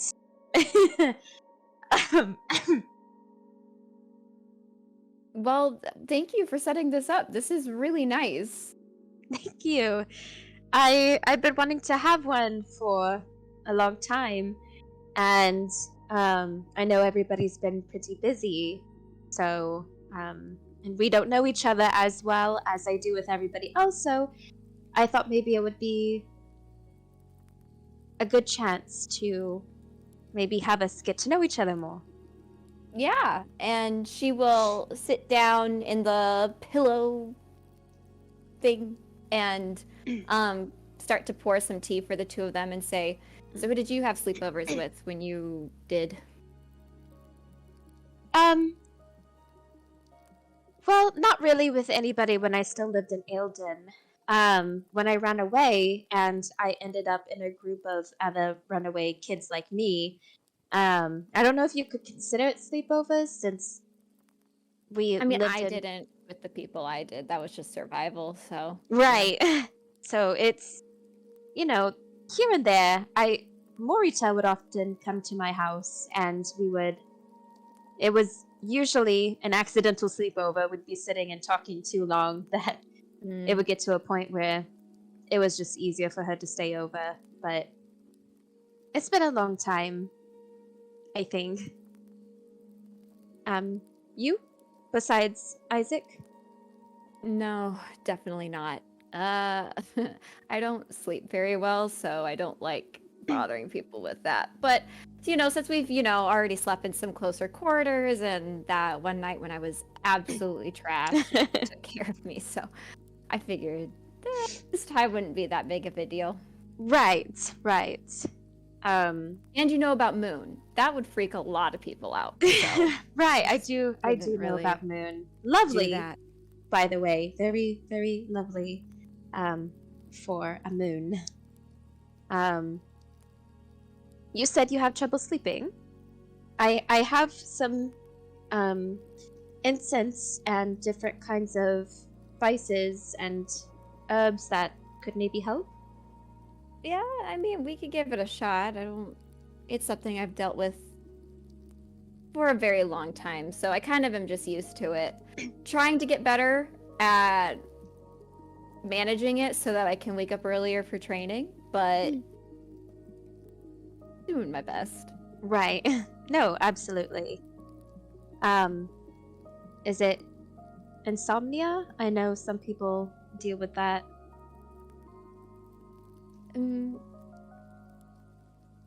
Kind of.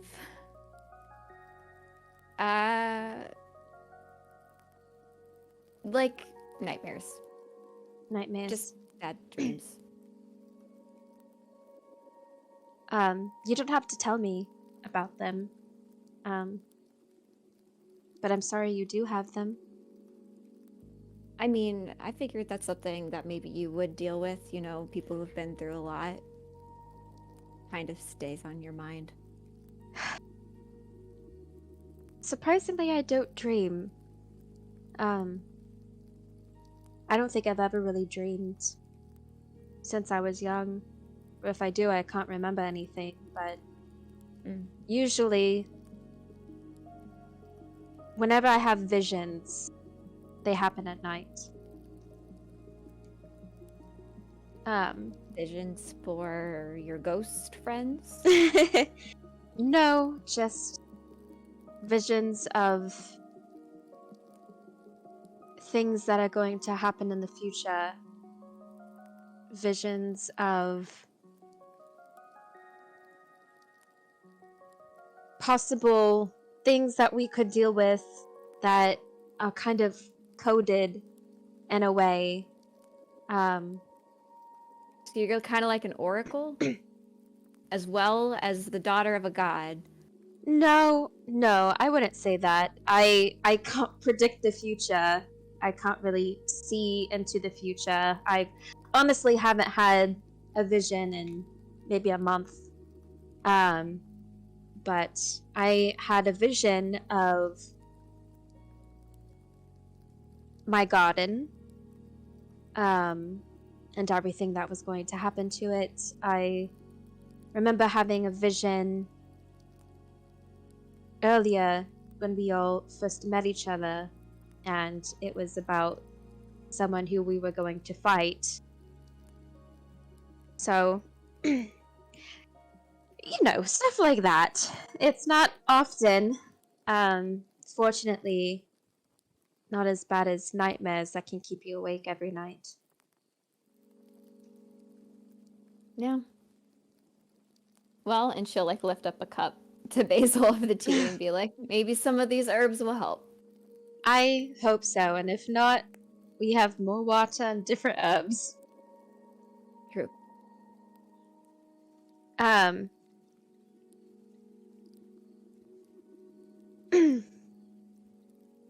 So how do you like the party being around all of us? I know you and Rian knew each other beforehand. I mean, everyone's really great. And I don't know, you're all very kind and welcoming, and yeah, it's been really nice to have people again. I mean, I've had people, but I keep moving, and Yeah. I guess I feel like sticking around. Kind of nice. That is nice. I'm glad you feel that way about us. I mean, I'm glad you guys don't mind me sticking around, so that's No, kinda... we don't mind. We're quite happy to have you here. It's been nice.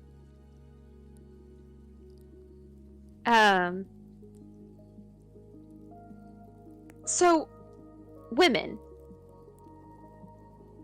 Yes.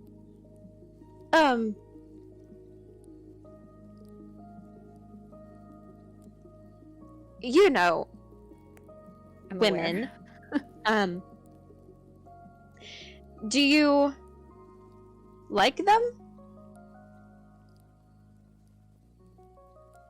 Are you asking if I'm into women? I mean, if if you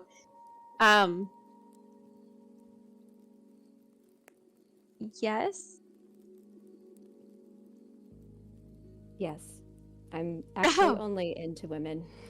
Oh, okay. Yeah, no, they're really cool. I mean, men are cool too, but women, they're like really cool. Pretty great. I would they agree are. with that. They are. Yeah, no, I'm you know, I do enjoy the company of a woman as well. Good. Yeah. More tea. She's gonna reach out and grab the teapot and pour some more. So, since I haven't been to a sleepover in so long, what kind of things would you do at your sleepovers?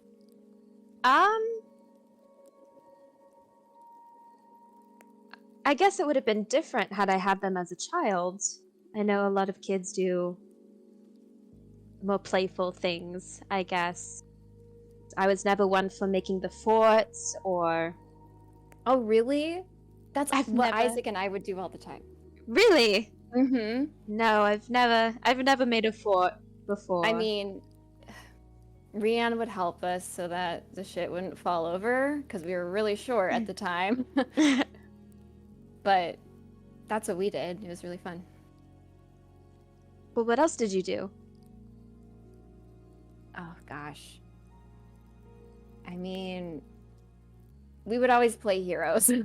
And I always enjoyed going over to the Basaras because they had the toy swords. My parents, we had real swords, so my parents didn't let me use them. Right. Obviously. That wouldn't be good. And Rianne was on the farm, and there was just a ton of space to run around.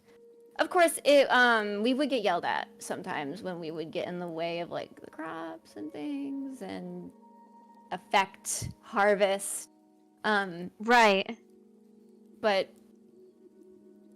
that was kind of my best memories, I think. I don't know, things are a little foggy still, so. That still sounds like a lot of fun. Good. I know when I was, at least, when I started to, and maybe a lot of people do this, we did each other's hair, like braid them, or... I have a lot of hair to braid. You typically keep them in braids. It's a lot easier to manage. That's understandable. Mine constantly has stuff in it, so, No, it doesn't. It looks really nice. Thank you. I washed it today, so, I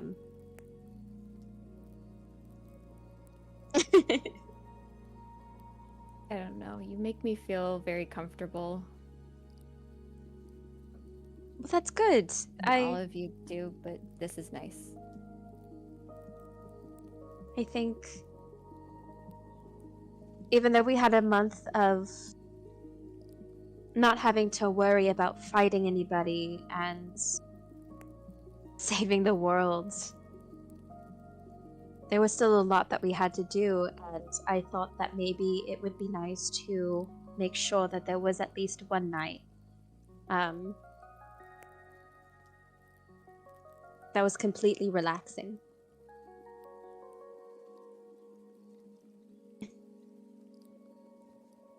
This is.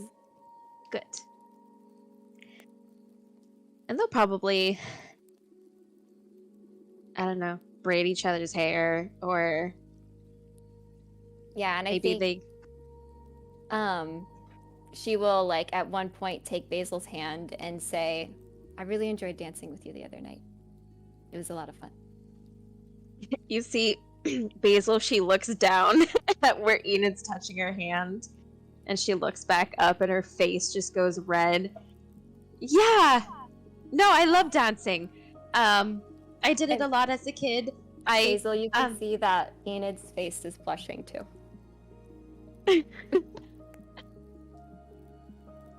It's probably purple because of her skin tone instead of red. That's but funny. she's blushing.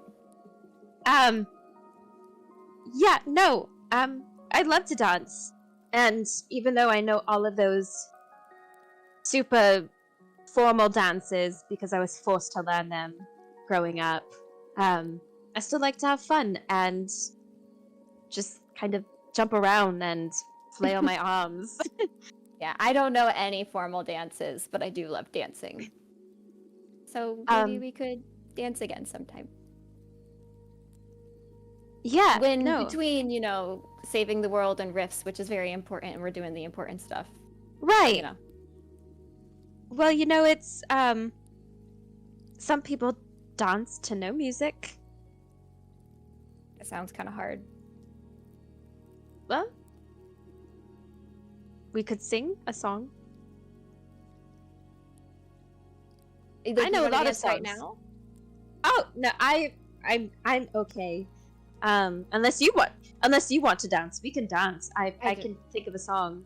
You what? We don't have to. I just thought that's what you were referring to. Oh, I can. I'm sorry. Crap. No, we can. We totally can. I just have to. I was caught off guard, and I all of a sudden forgot every song I've ever known in my whole entire life. It's okay. And she will stand up and, like, take Basil's hands. Oh. And she will start to hum that song that Rianne sang to her that night after the confrontation. It's so cute. And then Basil will sway. spin Basil around and just kind of hum. Yeah, Basil will dance too. With that, as we pin away. Hold on, John. Okay, sorry. I had a cute thing to say, and I gotta make sure I say it, because I planned it. Probably after they danced for a little bit longer, you see Basil yawn, and I don't know about you, but it's been a long day, and this has been fun, but I am about to crash. You can see Basil's just like, not Basil, Enid. I don't know who I am. That's okay. Enid always gets a little anxious when it comes to going to sleep. And so she's like, yeah, like, that makes sense. It's late. Yep. You okay? Mm-hmm. Just everything we were talking about, you know? So. Well, I do know, Morita, she's always been one to have bad dreams too. Not as much as you, but every now and then she would wake up and she would be scared to go back to sleep. And I know she and I were really close, but I know just sleeping next to each other and at least feeling the person next to you can help keep you grounded. So like when we lay down, like your arm can be next to my arm if you want.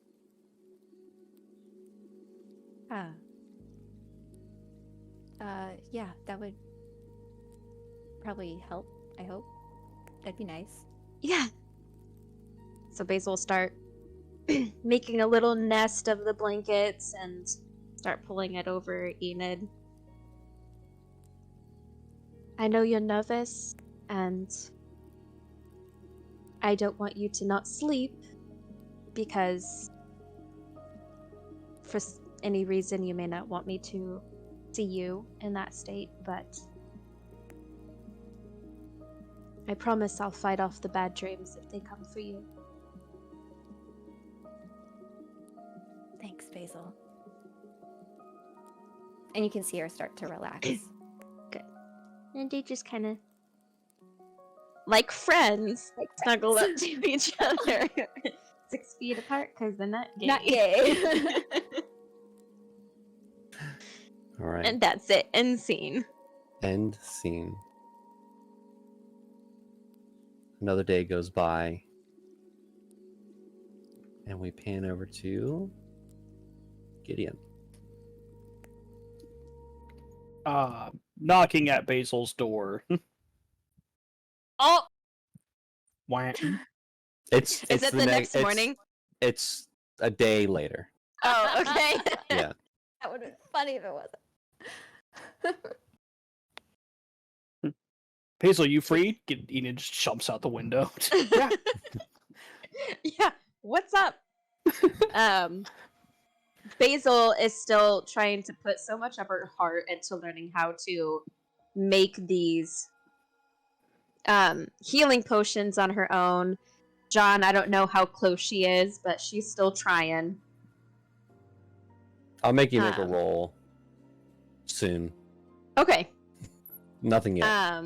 That's fine. I know we said it could take a couple of months because she's been doing other things too. She comes back out. She has her little apron on, her little vial of murk that you see. Hi. What color is it? I'd say it's probably like a really dark purple. I don't know what color usual healing potions are. Is it like a pink? I always imagined it was like strawberry Kool-Aid or Gatorade. That's what I myself. always thought too. Yeah. Yeah. So let's just say it's like a deep purple. I just can't get the color right.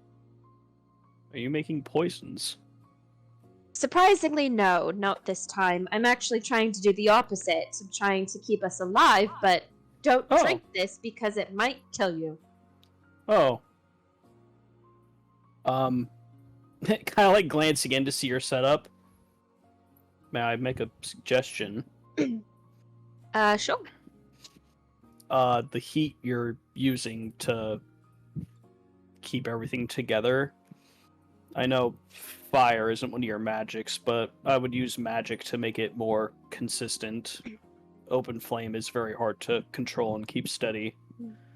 I've noticed. Alright, well, do you have a moment to talk, or do you need to get back to that, pointing to what she's working on? Oh, no, I'm totally available. Come on in. I hope you don't care that, she looks over to her shelf and it's just full of skulls and bones of, like, random animals. Where'd you find all those? In the forest. Oh. He's just walking around, doing some digging. Okay. I was curious if you had given any more thought to what Lady Gemcloak said about you and your mother. I have not. I'm pretty set in my decision to not learn her last name, our last name. I'd rather be safe than sorry, and if there's any possible way, even if I never utter the last name, if there's, moving forward, any possible way for someone to get into my mind and obtain that knowledge, I don't want to risk it.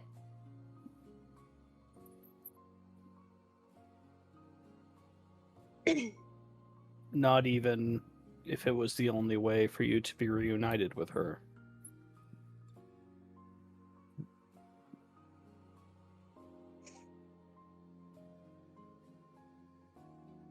I don't know how that would work.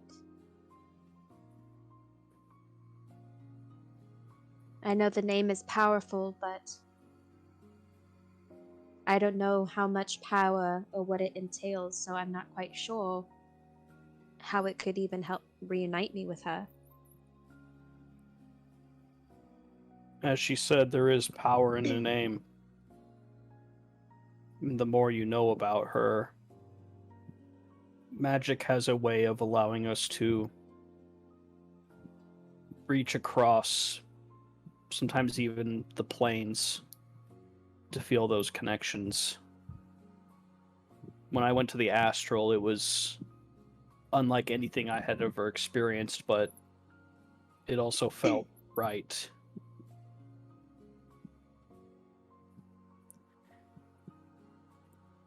I'm worried about you, Basil, only because you're someone who's never backed down from anything. And I know that you're not backing down because you're afraid of getting hurt or you're afraid of failing. You're doing it to protect her, but I'm worried that as we work to close these rifts, we've talked about how you might lose that connection with her. And I don't want you losing that before it's too late.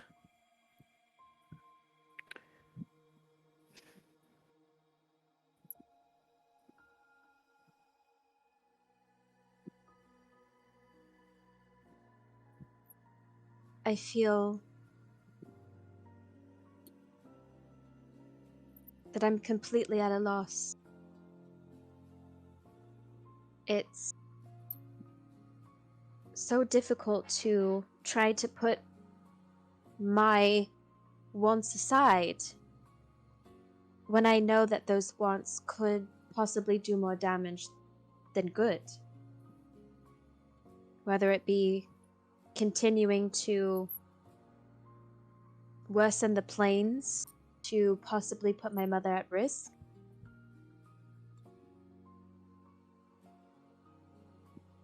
I'm just not quite sure what the best move is. Do I do what I want or what's best for everybody?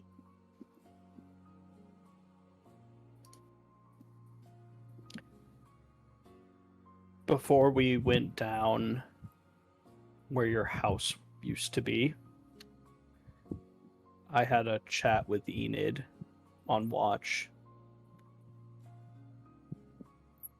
And I talked about how I felt that looking for whatever I was connected to in the astral might not be the best idea.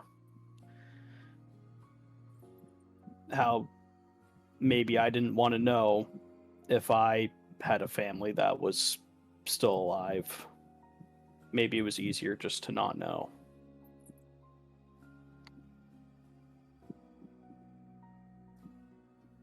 And then I saw them. And I heard them.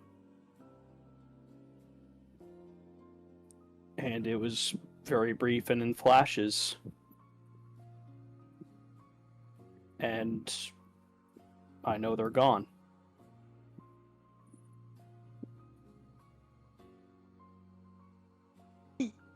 But I'm that's sorry for that. not your fault. But it just, even just hearing them say my name, seeing what they did to make sure that I could have a future at their own cost. I don't even know how to describe how that made me feel.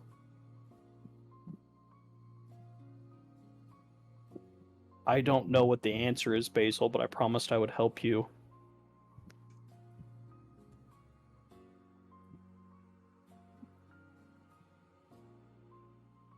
I just don't want you to be too late, too.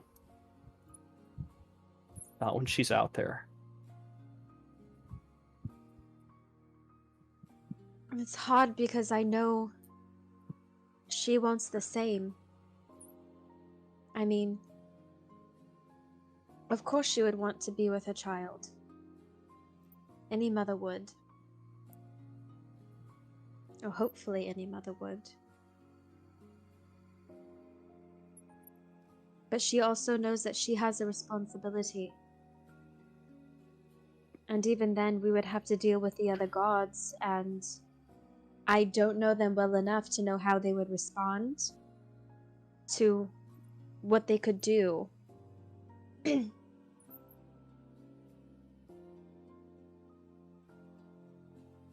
if it could make everything worse.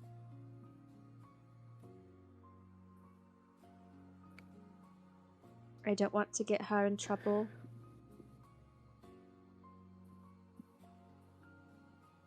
Or worse.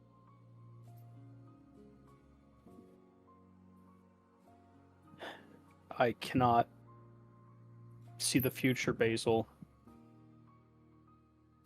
And I don't mean to draw on the negative, but you're running out of time. I know.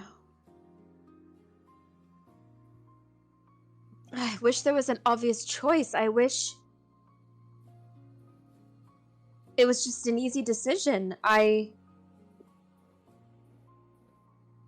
wish it was so easy for me to be selfish, Gideon.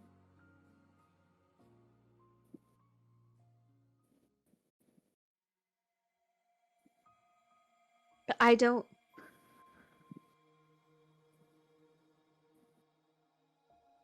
What were to happen if her name got out and got to the wrong people and it was all my fault? People who don't like the Raven Queen, people who want to hurt her.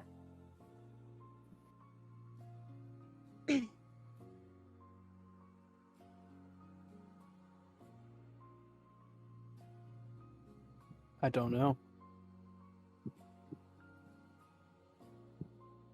Is that something you would risk if you were in my situation?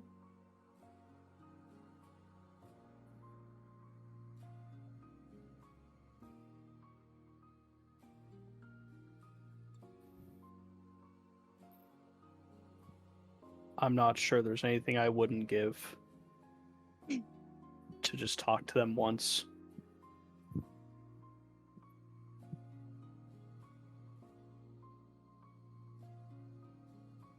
I have talked to her, though.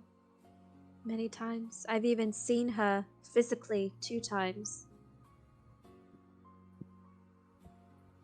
But we've both talked and we've both decided that it might be best to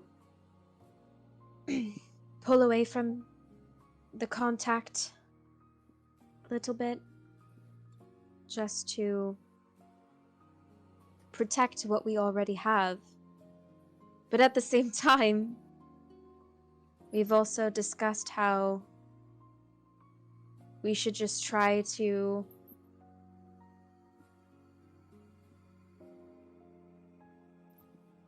use this to our advantage as much as we can, because after we fix everything,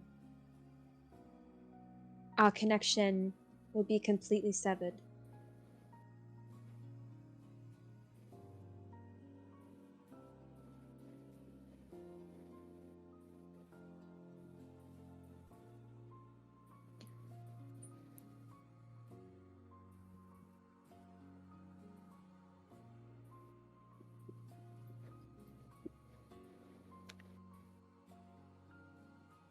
I wish you could just fix all my issues, Gideon. I would if I could.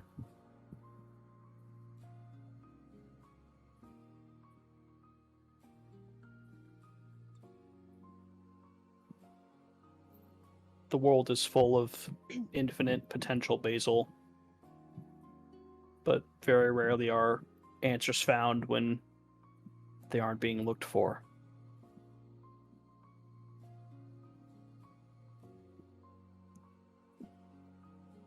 I'll never utter the name you told me, I appreciate it. and I know you won't. It's more important to you than it is to me. But it's nice to have someone else know it. It helps it feel more real, I think. And I trust you to keep it to yourself, to not say anything.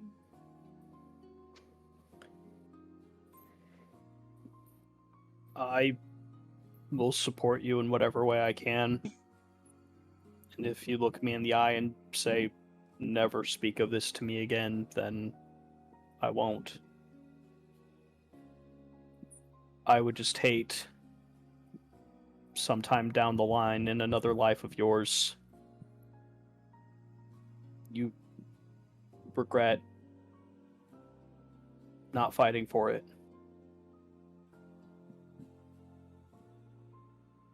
The hard thing about the other lives is I don't remember the one before. Starting from scratch each and every time. Which is why I feel that I should take advantage of this. Because maybe it's time for the reincarnating to stop. Maybe it's time for us to finally be together.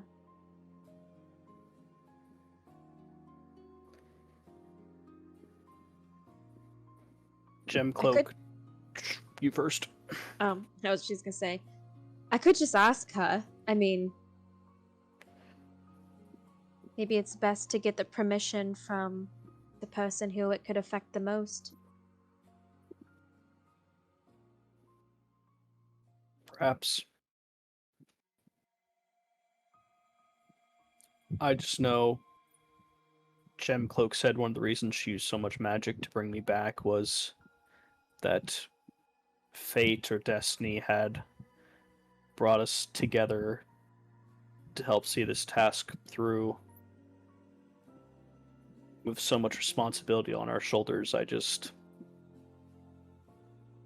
think we at least deserve a happy ending, don't we? After everything we've all gone through,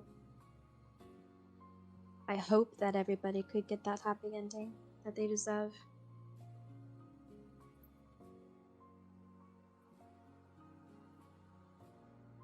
I hope you do too. I'm working on it. I'm not going to tell you to never talk to me about it again because, in all honesty, I probably want to talk about it many times because I'm still confused into what I want to do versus what I should do and if they are the same or not. So, as long as you don't mind the reassuring, the same conversation happening multiple times, then I would appreciate it. I like to think I'm a decent soundboard for ideas. You are. With your permission, I'm still going to research into gods who might be considered allies with this version of the Raven Queen. I still think that's one of our stronger approaches we should take with this. You do have my permission. And I will still help you, though, because I think it's just good knowledge anyway to have, especially with any turn that everything could take. We might need the help of the gods. I agree. But we're also going to work on your adventure with the knowledge Lady Gemcloak gave. I will talk to everyone about that. I wasn't ready yet, and I just wanted to enjoy seeing Yeah. everyone again. As much Just as I... remember, you go, I go. You don't go alone. Of course. I imagine everyone else is going to say the same thing. They most likely will. Do you, want a hand pointing to her potion-making setup? Yeah, yeah, of course. More the merrier. Why don't we take this to my room? I think I have a spot that would work very well for this. Sounds good. She'll grab a basket and just start. Okay. So, the two of you head to Gideon's room to continue work on that. A couple more days go by. One day, Elliot 29th. 2 more days until the party. At this point, we can say that all of you have picked up your clothing and RSVP'd to the party itself. You can all mark off about 10 gold pieces because of the extravagant designs and clothing and fabric you're using. On Elliot the 29th, as you all go to bed another night again,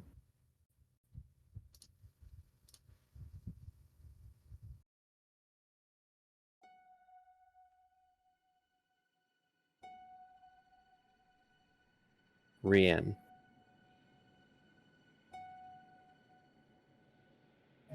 you've fallen asleep, but something catches your ear as you lay in bed. You hear what sounds like creaking. You look and you hear the faint sounds of sparks, like a weapon being ground on stone. All of a sudden, as you sit in bed, in a flash, sparks a few feet away from your face appear, as though they are coming from nowhere.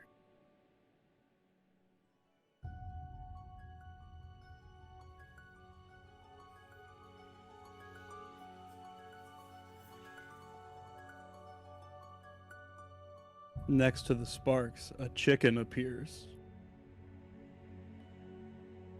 Pops out of thin air and slowly floats down to the floor.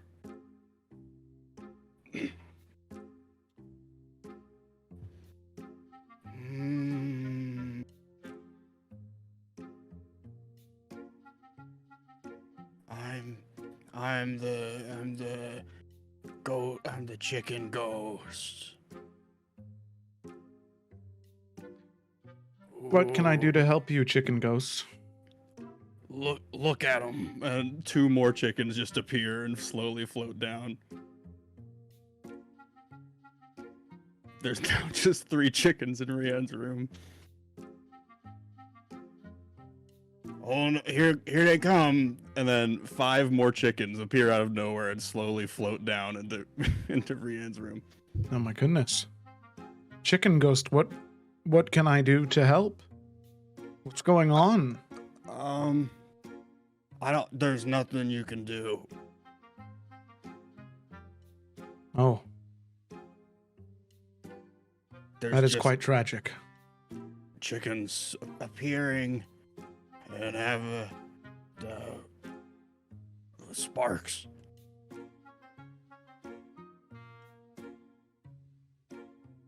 Okay. Chickens, there has to be some way to break this curse, is there not? No, there's nothing you can do. There's just gonna be more chickens. There's just gonna be more chickens. Okay. There's just gonna be more chickens. There's nothing you can do. You can't stop me. Wait, which chicken is saying that again? I lost track. There's so many of you. None of those. I'm There's- the ghost. I'm the ghost of chickens. The ghost of all chickens? No, I represent them. Like, you represent them? Are you like the Raven Queen of chickens? Yeah. Oh. So you're a god? Some might say that. Wait, Others what- probably not so much. What happened to your voice there? There's a knock at the door. Brienne, I heard some clucking down the hall. Yeah, the ghost of all chickens. Or I guess the god of all. It's like a representative is. Come in, Ursa. Oh, he knows her name. Ursa opens the door. Of course, ghosts know people's names. There's a lot of chicken friends in here. Mm-hmm. Yes, I have a lot of chickens. I'm the ghost of chicken.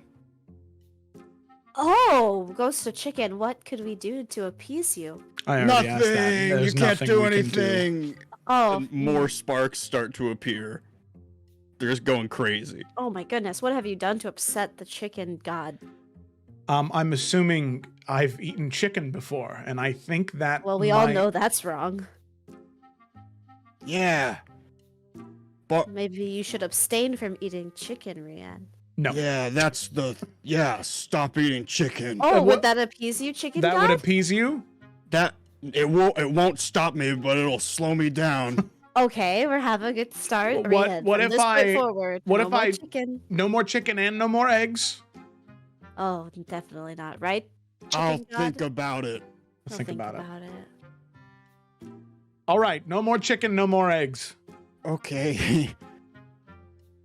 I'd like Have to you think thought that about you're it? just collecting the eggs that the chickens are pooping out. Yeah, I thought about it. I'm sorry. And then a rope appears out of where the chickens were coming from, and Gak slowly shimmies down the rope. I was doing that little Gak, rope wait, trick wait, thing. wait, do you also see the chickens? Yeah. Guys, Do you hear Hey, the Enid chicken Watson. god? look, I could hear you guys down the hall. What the hell is happening? I Look at all prunked these Rian. Chickens. Also, God's face is ginormica. I prunked Rian with all my chickens. Frunked? I can do a thing where I make like a house in the sky out of with a rope, and you can put like 8 things in there, and I filled it with chickens when Rian wasn't looking. That's a good one. Wow. Oh, everybody's here. Well, it's this reminds me of the beginning of our adventure, actually. Everybody gathered in my room. That's awesome. But now Shut up, there's it's chickens. late. Oh, Okay. Gak, I think Rian's probably very tired. No, I know. But I am too. I need to figure out why all these chickens are here. I brought them here, Rian. Wait, Gak, are you? He kind of looks towards everybody else. Are you a chicken god? No, I was lying to you. Oh my! Wow. You are that good at is that. That is crazy. Thank you. Beautiful mastery. I just wanted to say, one, I probably need some help getting the chickens out of here. It took a lot of work getting them in. Wait, these are like Reese picks one up. Gak, are these real chickens? Yes. Oh my goodness, real we chickens. need to everybody grab 2 chickens. There's 8 of them total. Picks up 2. Do we even have like Yeah, a where'd you fenced get- in area? we could They were make a chicken outside. place. I mean, It's 1 a.m. Do we have a place to put Get in! chicken? We need you to help us build a coop, a chicken coop. They're I out. hate woodworking. Rian, Yes, you could just make a makeshift coop with really thick not thorns. That would we be can just let them go. they could be free range chickens. They could be free range chickens. Some of them were. I had to go like down to Stradina to get one of them because it just kept running Gak, you away. went all the way to Stradina? That close to it, not all the way. How else was I gonna get chickens for the joke? Wait, did you take these from somebody? They were not behind a fence. Listen, you have freed these chickens from enslavement, and now we will let them go and frolic in our yard. Come on, chickens. Like a Pied Piper, Yersa would like to lead the chickens out Oh, of the that's so cute. Gideon, never mind. We're gonna let them be free range. Was halfway done. Damn. You see the train of chickens go past your room. Good night, Gideon. These are my friends now. Yersa, what are their names? Ask each one of the chickens what their name is. I will as soon as we get outside. Okay. I can name them. I just We really have- want to know what the chickens talk like, is all. It's Shadrach, Meshach, and Abednego. We'll use Oh. that. Those are lovely. There's 8 of them. That's That's definitely only some of them. 3 names. We can repeat a couple times. Oh my god. Okay, well, Rian, I just wanted to say I had a lot of fun prunking you, and I'm excited for us to prunk each other some more. I'm excited to prunk you more too. I thought this was pretty fun. I tried to think of something other than a ghost, but I was just thinking about the ghost one you did. But I tried to make it different.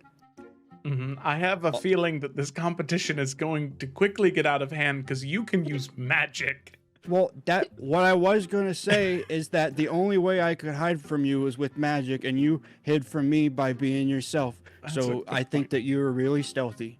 Oh, thank you, Gak. All right. Well, it was a good prunk, and I look Thank forward to the next one. Yeah, but now you have to do me. Now it's my turn now. Yeah. I might have a couple of ideas. Okay. Sounds good. I just wanted to. Can I have a hug? Yeah, of course. And he'll hug Gak. Gat gives Rian a hug, and he's like hugging him really tight, and he goes, "I had so much fun." Gak, you're scaring me. Why?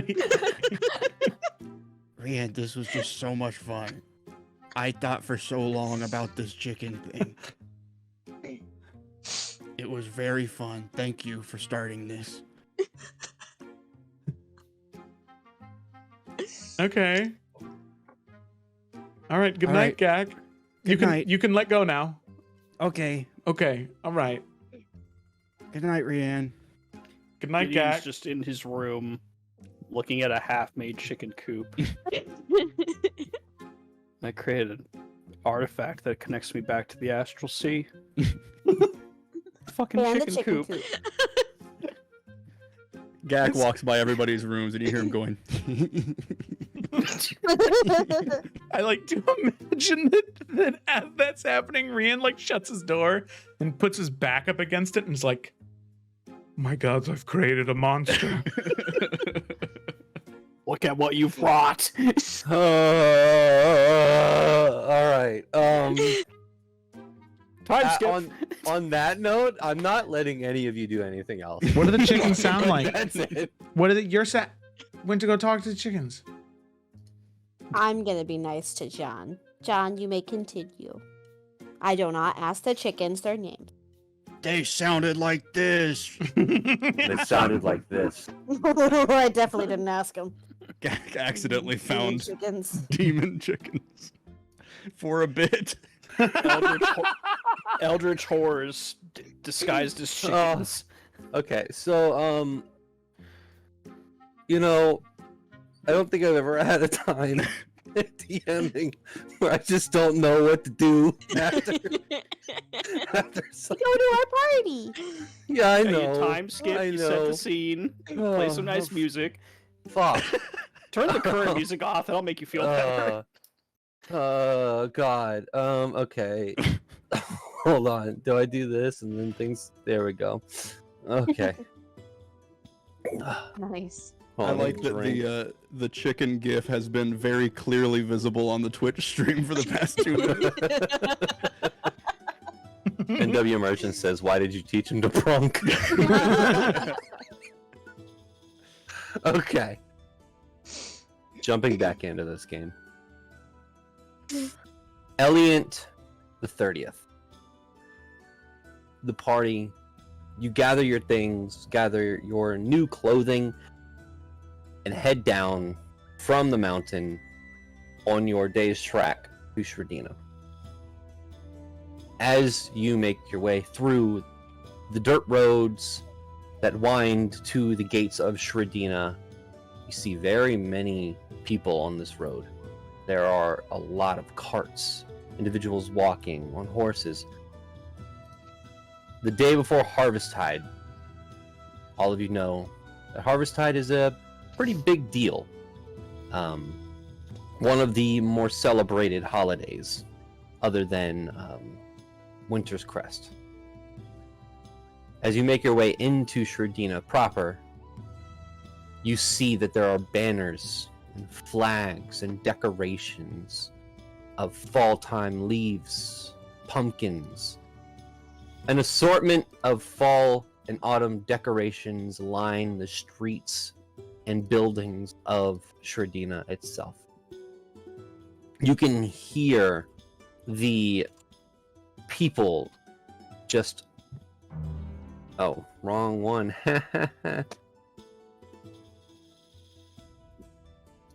You can hear the people jovial throughout the town, talking to one another. This is something that most of you have not seen, except for maybe Basil and Gideon. But not on this scale. As you walk through Shredina, going through Haesong, through the market, and eventually getting to the gates of the Bright Ridge, where the Red Peak Castle is, the highborn section of the town of the city. You get to the gates, and you see the Eastvarian guards, except the ones here not exactly dressed the exact same as those in Eildon. They wear more furs and have more black tones to their armor. They look to the party and say, "Do you have a reservation or invitation?" We do. "May I see, please?" Gideon will hand it over. Grab it.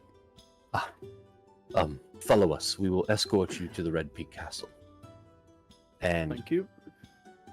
as you are escorted through the large gates that open, you see just almost like you're entering an entirely different continent, entirely different city. Everything is green and pristinely kept within Bright Ridge itself, and the buildings here seem to be a different type of make and color than the ones outside of these walls. And as you continue making your way through, you see a large castle with many people surrounding and starting to head inward. The castle reaches 4 stories with these bright red peaked roofs. Again, decorated for autumn. There are vines that go up the side, kind of creating this beautiful green and orange and red hue to the entirety, as you see. Oh, shoot. Red Peak Castle. Ooh. As all of you are dressed in your utmost best attire, I will go to each one of you and briefly ask, what are you wearing? So, Enid. Yeah, I'm gonna verbally describe the picture I sent. So she's got on I'm gonna say like it has the furls, I don't know, or like the lace kind of like wrists. It's a long sleeve shirt, a little bit flowy with like the furls up here and a nice tie thing, with a fitted kind of vest, like almost corset but mostly vest kind of shape thing. High-waisted pants with like lots of buttons, the 2 rows of those, and they're black with her normal kind of tall boots.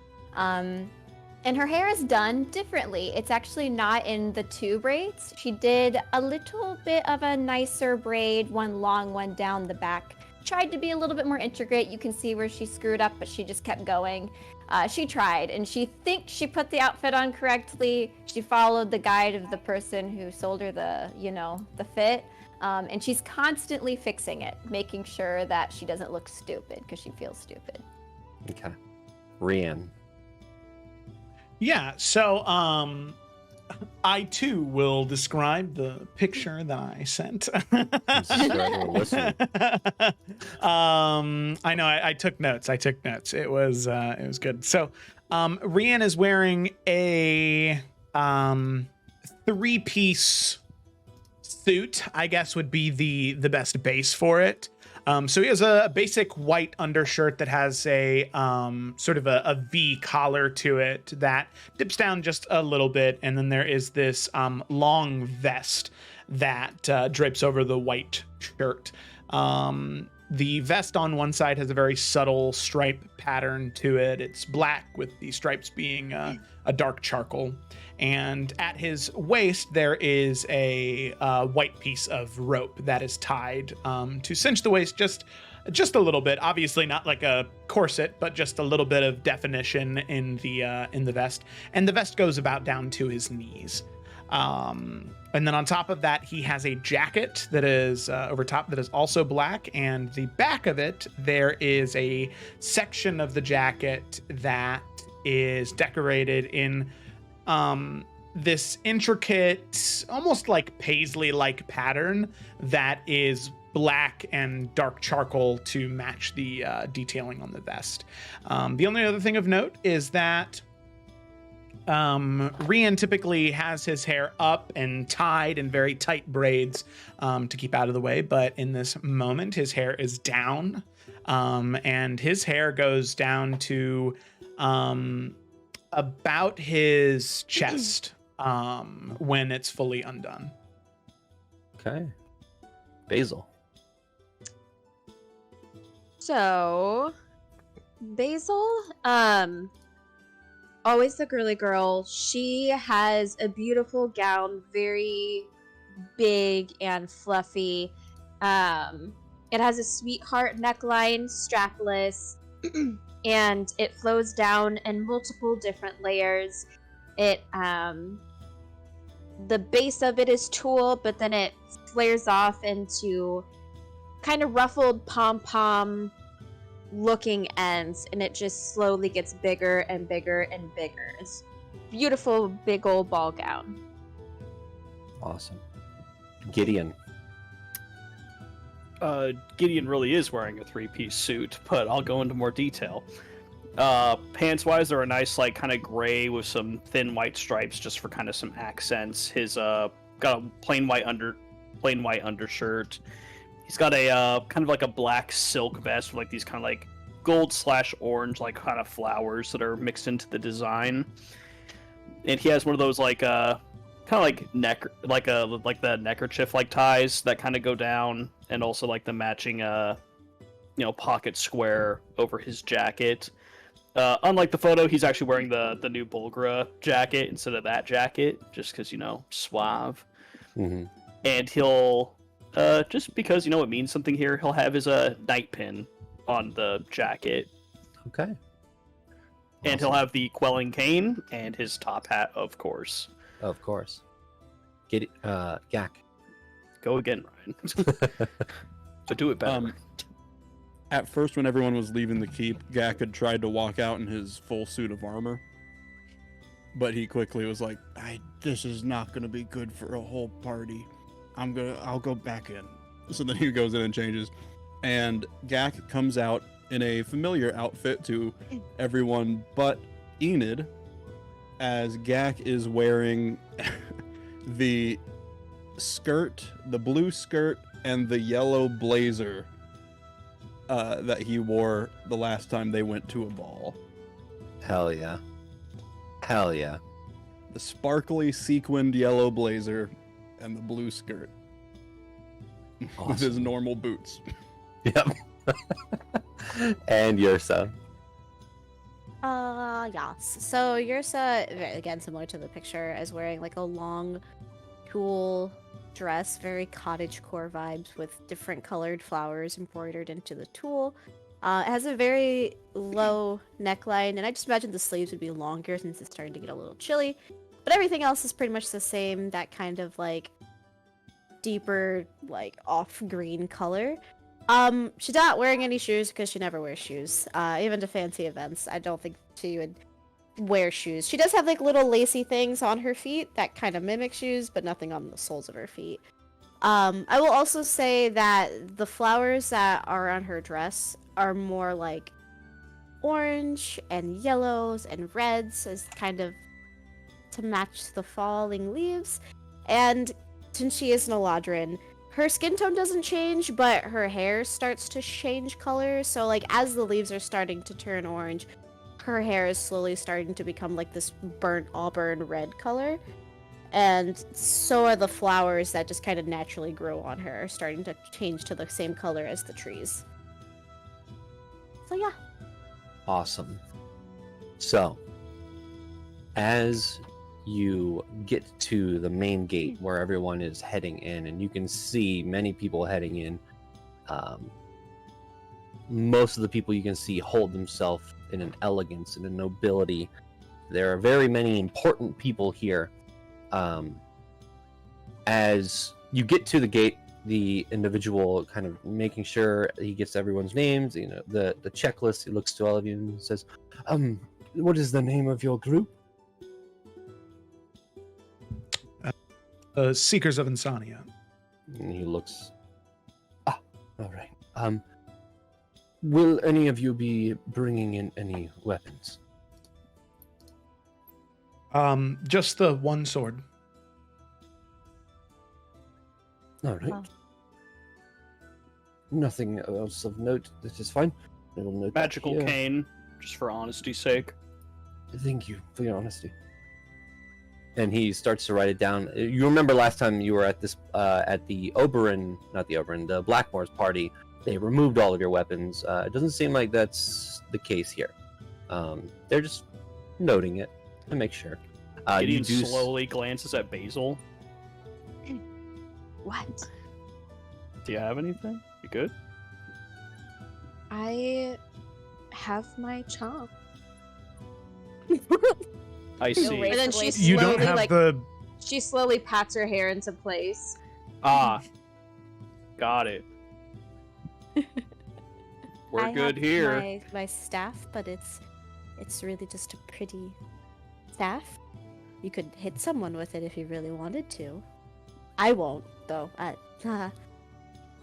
We would ask that you refrain from hitting anybody. Oh yeah, of course. I wouldn't do that anyway. You are expected as a esteemed guest from Lord Loramont. Please enjoy the party. And he gestures for all of you to enter. And As everyone walks by, Gak pulls out his bag of holding. He goes, "Oh, sorry about this," and he has 2 knives that he just gives to him. Here we Go. And then Gak just walks by. All right.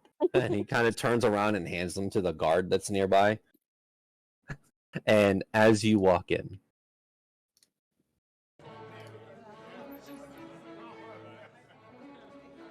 what you see before you is a large, grand hall. You see that the first section of this hall is, well, there's a large aisle that goes through the center of this eating hall. You see multiple different tables that lead to a platform that is raised, and almost like you would see in a king and queen's eating hall, you would see the tables where they would sit, and then all of the esteemed guests would sit in the tables beneath. You can see that there are purposely leaves of oranges and reds and yellows lining the floor. You can see that everything in here is decorated for harvest tide, for the turning of autumn, pumpkins, leaves, candles specifically created and made to exuberate a color of dark red. You see that the actual glass that is in this banquet hall is tinted orange that seems magically to make the light shining through a darker orange, as you see something that looks like this. Oh, it's so pretty. Aw. You're vibes. Yeah, it's so pretty. So, as you walk around, you don't notice that anybody is calling out who is arriving. It just seems that right now it is formal and people are just talking amongst themselves. I would say...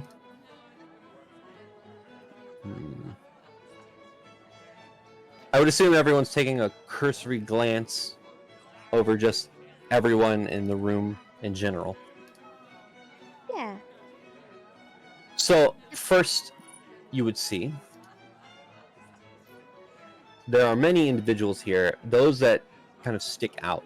You see a young man with blonde hair and a chiseled chin that is wearing this black and gold filigreed ornate armor, and he holds this helmet with the symbol of a stag on it underneath. He looks to be the youngest out of all of them.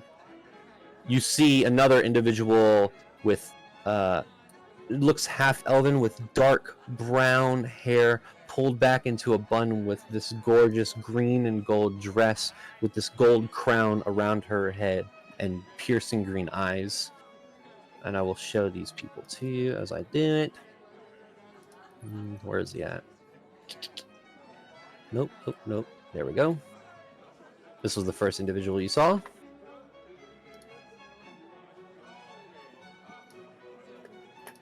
The second individual that you saw.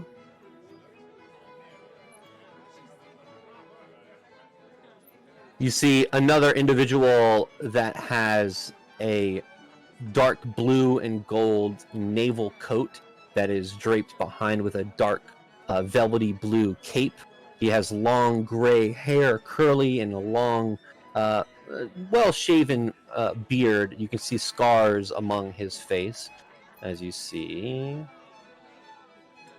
this individual.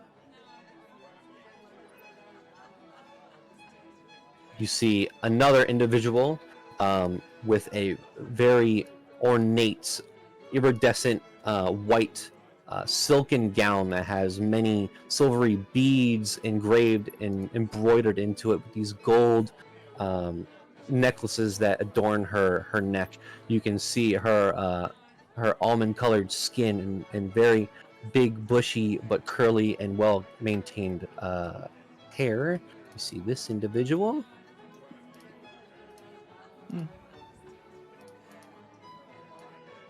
There's a lot of people, guys. You see another individual that looks like an older man with white hair, a almost Santa Claus-esque white beard, as he has these red and fur adornments over this heavy fur-lined coat that drapes over. You see this individual.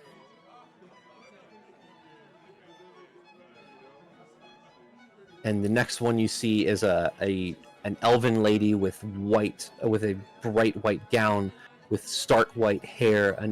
She has this almost a crown made of pearls that matches the necklace that she wears. And this individual. There are two more. The next one you see is a woman with blue and gold silken robes around her. You see there's this elegance, this almost astral-like nature to her. She has all of this gold jewelry all over, wearing this gold eyeliner as well to match. You see this individual. Ooh. And last but not least, you see another individual, dark-skinned with grayish black hair, these emerald green, almost captain's cloak like coat with the golden pauldrons and a red under vest, you see this individual.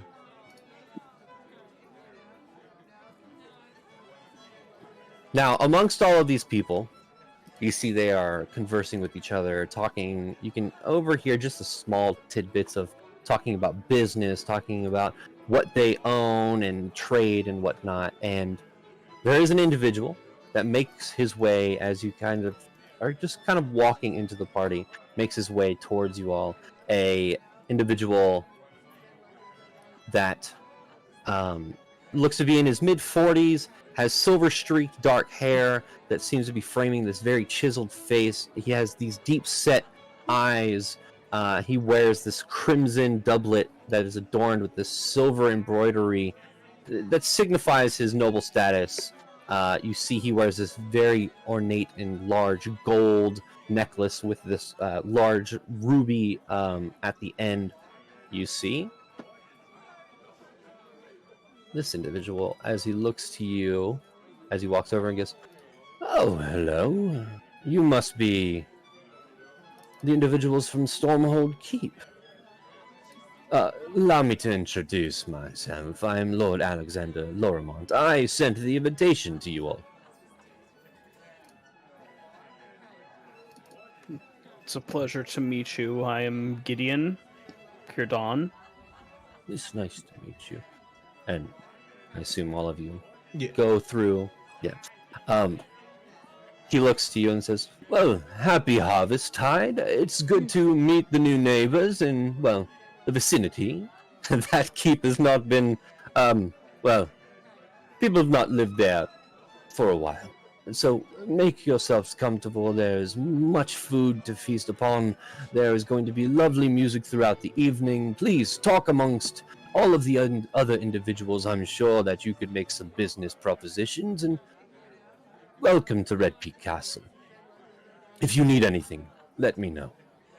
Thank you for being so kind and inviting us. Of course, it is good to meet, well, the new neighbors, like I said. And he turns around, and you can hear someone calls his name. "I'll be right there. It was good to meet you." And he kind of walks off, leaving you all kind of awkwardly alone. So I'll ask the party, in this noble and regal party that maybe is a little bit out of the league of what you guys are used to. What are you guys doing?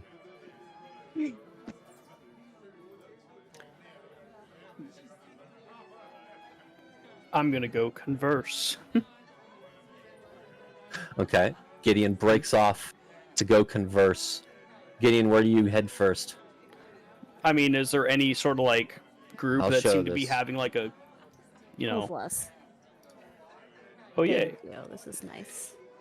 I will say that it does seem so Cedric, the younger man, seems to be talking with Percival, which is the naval individual. They are talking. Make a base perception check so you can see if you can overhear conversations. Base perception. Yeah. Hey, 21. Okay. So the two of them are talking about. Percival is mentioning his business that he has as one of the largest shipbuilders in Shredina, and talking with Cedric Blackthorn about the mercenary guild that Cedric and his family is. That's their business, and talking about hiring some mercenaries to keep more track of inventory and make sure that people are not stealing things. That is one conversation that is happening. You can overhear with your perception. You can overhear Lady Genevieve talking with let's see. Talking with Lord Ironhelm.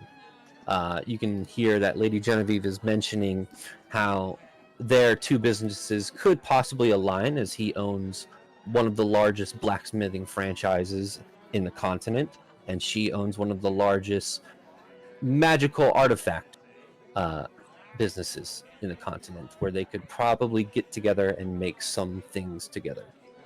And if everybody else wants to make perception checks, anything above 15, you will hear these. People are not being... They're not secret talks. Yeah. Unless you want to use your passive. If your passive is higher than 15, then you can just use that. There you go.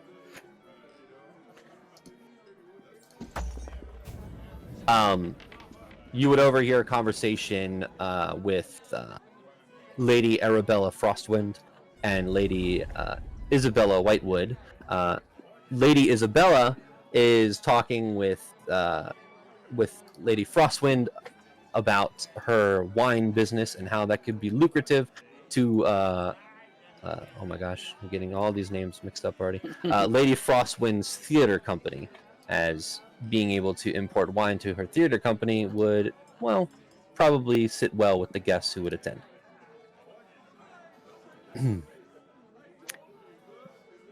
I mean, Gideon would certainly take the most interest in Lady Genevieve's conversation as someone who also at least oversees the creation of magical items.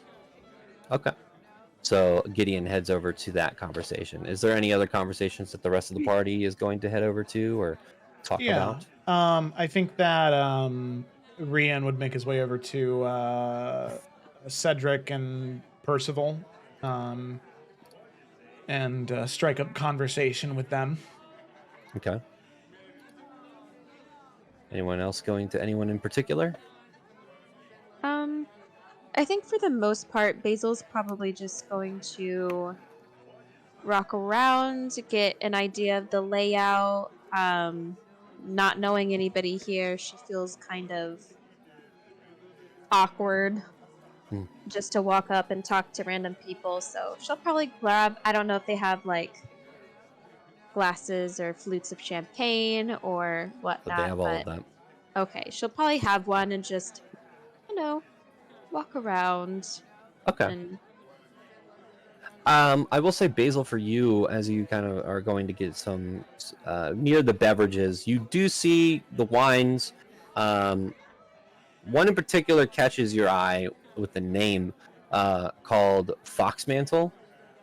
You remember that was actually one of the wines that was on display at the Kyrian party. And you kind of make this connection that maybe Lady Isabella Whitewood possibly has a vineyard in Willbrook. okay. So you've heard the name, now you have a face. Just gonna go ahead. We'll just say that she had some back there, and she remembers she liked it, so she's gonna grab another glass. Okay. Enid? I think Enid would approach a conversation, but whoever she can hover next to that's in the party, I think she would be looking at the funky finger foods and thinking, how should I eat them? Gak was And- definitely going over to the food place. Okay. I was hoping you would, Gak. So she will follow Gak over there, and she'll pick up the strangest looking one. You know how you think it's probably like a pig in the blanket, but you're not entirely sure. It might be stuffed with yeah. something else. Yeah. And she's just gonna be like, do you think we just pick it up? I thought fancy people used utensils. I think, well, you know what? And Gak just makes a spoon appear out of nowhere and he just gives it to Enid. Perfect. She will spoon it and try it. Okay. Yersa? Yursa will go and talk to. She's not bad at being a people person, and she likes the vibes in here, so I think she's feeling pretty okay.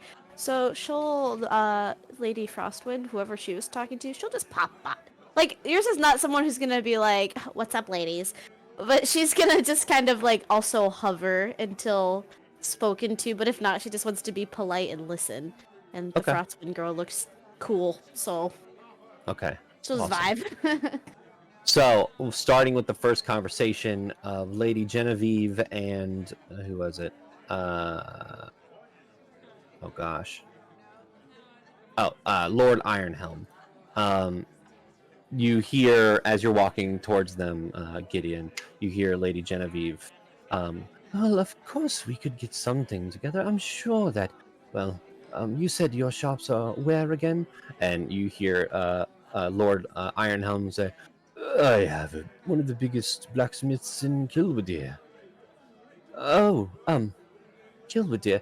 Well, I don't have shops there currently, but Tholbadere is closest, so we could possibly start imports. When would you like to start this arrangement? And Gideon, you at this point kind of overhear this conversation and walk towards them. Oh, hello. Hello? Sorry, I just couldn't help but overhear. Just thought it was an interesting conversation. And I'm sorry. Your name is Gideon Kirdon. Gideon Kirdon. And what business do you have, Gideon Kirdon? Well, tonight I'm just here to enjoy myself and meet a few friendly faces. I'm one of the new lords of Stormhold Keep. You see Lord Ironhelm. Really, Stormhold Keep. People have not lived there. Well, I don't think people have ever lived there. It was a project that the Queen and her council were creating a keep for, well, defenses. And then, well, I'm not sure if you've heard, 15 years ago when the attack on Alden, that money had to go back into other places like Dast House, so that keep has been kind of vacant. It's nice to meet you. I heard there were new residences there. Yes, the keep has new life. We are about to finish construction on the last details shortly here. Very good. That was very quick. I heard that the new residents moved in but a month ago. Well, we're a fairly organized group. We made sure to hire the right people to make sure it got done. Well, you wouldn't be in need of any magical artifacts, would you? And you see that she laughs, and then Ironhelm laughs at this very... It's almost a fake laugh. Like, are they mocking him, or like? No, why it is just a fake seems laugh? like it just seems like somebody in like this esteem, this nobility. They say something like that to like push their business, and it's like, ah, Got it. Okay, a little pat on the back for them. yeah. Well, certainly would never say no to looking at someone else's work. I've just spent the last month working on my own projects. Really? And what would that be? I'm curious. Gideon would tap the quelling cane down and just kind of hold it so that they could look at it, mainly for her, since this is something that she actually understands, I assume. She looks at it. You see she pulls out this little eyeglass thing and looks at it, and you can see this magical radiance as she kind of almost scans the item. You made this yourself. Had a little bit of help, but mostly me, yes. The craftsmanship is superb. This also radiates immense magical energy. I think we have some things we could talk about. I would certainly love to get into more detail. I'm always happy to hear from someone else who loves their work. Yes, we should get more into detail. She looks over to Ironhelm and says, we will discuss further with our arrangements for our two businesses to merge at some point. And Ironhelm says, of course, my lady. Good time. And he looks to you, Gideon, and says, my lord. And he walks off. It's nice meeting you. You as well. And he kind of walks off, and you continue to talk with Lady Genevieve Silvermoon, and she discusses with you how she has 3 magical emporium shops, one in Shredina, one in Al-Shaham, and one in Thalbadir. Thalbadir was in the Dagram Empire, Al-Shaham within the Citron Empire. How she is franchised out, and she sells the utmost best in quality magical items, and that conversation continues as you go over your items that you have created, and we will break away from this conversation as we make our way over to Rian, who is about to go talk with Lord Cedric Blackthorn and Lord Percival Stormrider, as you hear Percival saying, "Yes, well, unfortunately, people have stolen some things from our shipyard recently, and I could use some mercenaries. Would the Order of the Black Stag be able to offer their assistance?" And you hear Cedric Blackthorn say, "Well, of course they can. It just depends on how much you're willing to pay and how many you need." And at this point, you can kind of go into the conversation, Rian. Yeah, sure. I think overhearing that, Rian would he would say, "I hate to intrude," and with a cursory smile, he'll reach his hand out for a handshake and say, "Rian Alvain, Sir Rian Alvain, I suppose, one of the new knights and lords over Stormhold Keep. It's nice to meet both of you, gentlemen." "It is nice to meet you." And Lord Stormrider hands out a hand or shake, and Cedric looks to you and says, "It is nice to meet you as well," and shakes your hand. So what brings you to the party other than just an invitation?" Well, I suppose that was really it. I wanted to get to know the people that we'd be living near and next to, but honestly, I couldn't help but overhear your conversation. You said you've been having trouble and we're looking to hire some mercenaries. I understand this is a party and supposed to be fun, but what's going on? It's an on and off kind of thing. We get shipments in. We own the largest shipbuilding enterprise within Shradina itself. Aquamora's vessels, if you haven't heard of it. When we get shipments in for parts, be it wood, nails, anything, of course, there are thieves that want to get their hands on it and, well, sell it for themselves. Sometimes it doesn't really... I don't see the difference, but our last shipment was off kilter when we had to reroute after the whole bridge thing with the Blackmore's estate. Oh, nasty business. I hadn't heard too much about it, but whatever happened must have been tragic. Yes, I heard Lord Blackmore, Oberyn, is no longer alive, and his castle crumbled to the ground. Oh, goodness, really? Well, that's what I heard. Of course, I've never been to the island myself. Yeah, rumors are vicious. They tend to blow everything out of proportion. Honestly, I'd probably have a talk with Lord Stonegate. He had the most in with the mines there. But anyways, yes, we were talking about my business, my family's business. We have the largest mercenary guild on the continent, the Order of the Black Stag.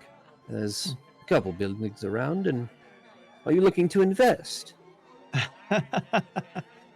No, sadly. In fact, I recently opened up my own adventuring guild, actually. So I suppose that makes us competitors then in a way. I'd love for it to be more of a partnership, though. If people are safe, then that's the good thing, right? You see, I would like you to make a persuasion check, and that's only to see if either Cedric takes that as a rival or as a business proposition. Oh, buddy boy! Okay. So as you say that, Lord Blackthorn looks and says, "Oh, an adventuring guild. It's not really in the same vein of the mercenaries, but we do have the same, well, mission statement to keep people alive and safe, right?" Exactly. Well, I see that maybe we could have some business in the future. Where exactly is your guild home? I know it might sound strange. It's in Hombefort, of all places. And I know what you might be thinking, but Hombefort is growing exponentially quickly. A lot of people coming in, a lot of wealth coming in. And I figured I'd get in while the iron was hot, so to speak. You see Lord Stormrider say, "Humblefort, Valamine. Wow, you're far away from your business. I hope the people running it there are doing a good job." Yes, they are. I very much trust them. One of them is my sister, so she has a good head on her shoulders. So a family business it is. I guess you could consider that at the end of the day. Yeah. Well, with the Order of the Black Stag, we do not have any, anyone within Valamine, and to be honest, you're a brave man to put a, a shop such as that within that empire. It's a mess. We have one here in Shradina, and as well as an Ian's Gate on the other side of Shradina within Dagram. Other than that, well, we're trying to get business in Aeldin, but they just built their own adventurers guild there, and well, they don't take too kindly to mercenaries. Of course. Well, how about this? Like we said, if people are happy and healthy, everybody wins. If you hear about anything happens to come down the grapevine about Valamine, you let me know, and you can send word to Hombafort at the Eastern Winds Adventuring Company. And if I hear anything about Dagram Empire or about Eastvaria, I'll be sure to send a letter your way. Very well. Yes, very well. You said your name was what again? Rien Alvain. Rien Alvain. We will keep in contact. Wonderful. It's good to meet you. It's very nice to meet you too. Both of you gentlemen, it was a great pleasure meeting you, but I can see that my wizard companion over there is starting to summon spoons, so I might want to go check in on him, make sure he doesn't summon too many. You see them both look over at the large Goliath with a bright yellow coat. And they kind of bid you farewell. One of the most powerful mages I have ever seen in my life. I just want to hammer down that he's ridiculous. You do hear them say, you hear Stormrider say, "Oh, well, then he should talk to Lady Seraphina Ravenshield. She's, well, the proprietor of many magical academies." I'll let him know, thank you. As you walk away, we head over to Lady Isabella Whitewood talking to Lady Arabella Frostwind. As you walk over, Yrsa, you overhear Whitewood talking to Frostwind as she says, "We have had many orders for the new wine, the Fox Mantle that we have on display. Have you tasted it yet?" And you hear Frostwind say, "I have not tasted it, but I would love to. You're saying you want to give an order for the theater company?" "Yes, of course. I think it would be wonderful for your patrons. Of course, good wine and good theater is always a good combination, of course." As you walk over, Yrsa, you hear this conversation. Yeah, so Yrsa, she's not an awkward person, but I feel like to normal people, it's probably awkward that she's just standing there smiling, this big ass goofy grin on her face, and she's just like nodding like she's a part of the conversation, but she's not a part of the conversation. You hear Lady Whitewood as she continues to bolster up her wine, stops mid-sentence and goes, "I'm sorry, we have not met. Lady Isabella Whitewood, what is your name?" And she holds out her hand. Oh, hello. I am Yrsa Moonglade. It's a pleasure to meet you.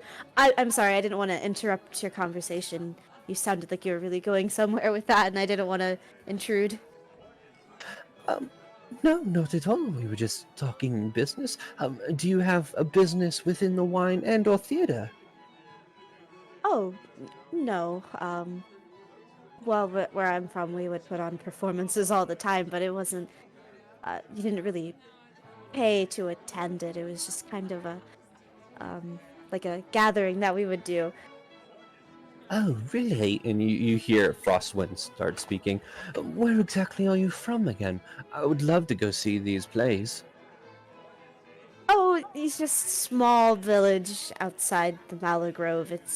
It wasn't anything miraculous, but it would just be just kind of reenacting how certain things came to be and how certain plants grow and how certain animals interact with each other, and we would become these creatures.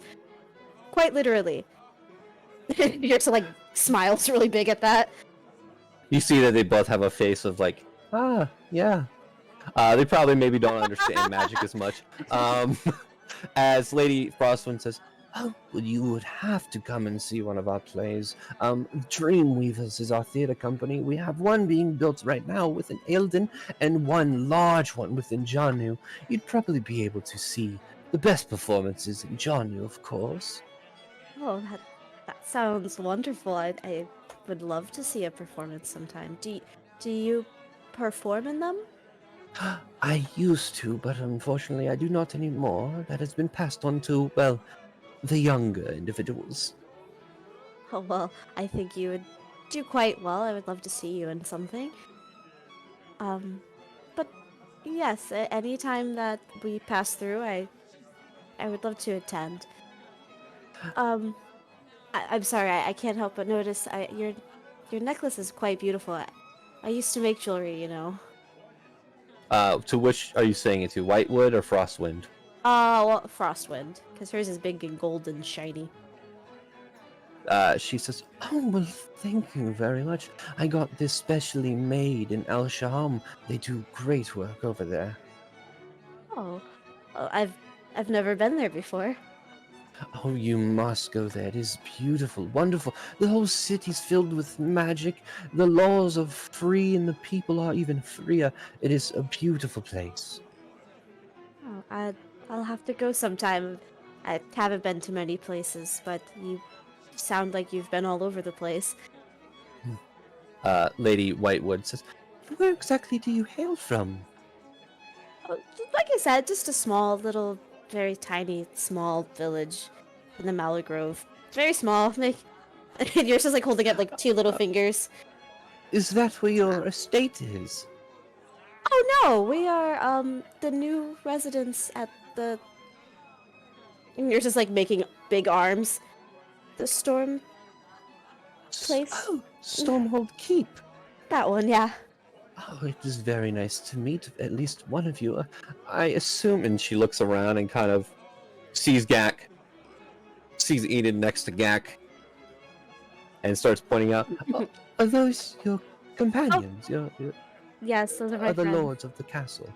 Oh, that's very good. It's good to meet the Stormhold Keep residents. We've heard news of. Well, it's only been a month, and I heard that the castle has been completely rebuilt. We've worked very hard to restore it back to its. A lot of grandeur went into it, and a lot of love, and I think we've really made it our own. It's so nice to have been welcomed to, I suppose, the neighborhood. Well, I do know the area, as I had once before tried to purchase it.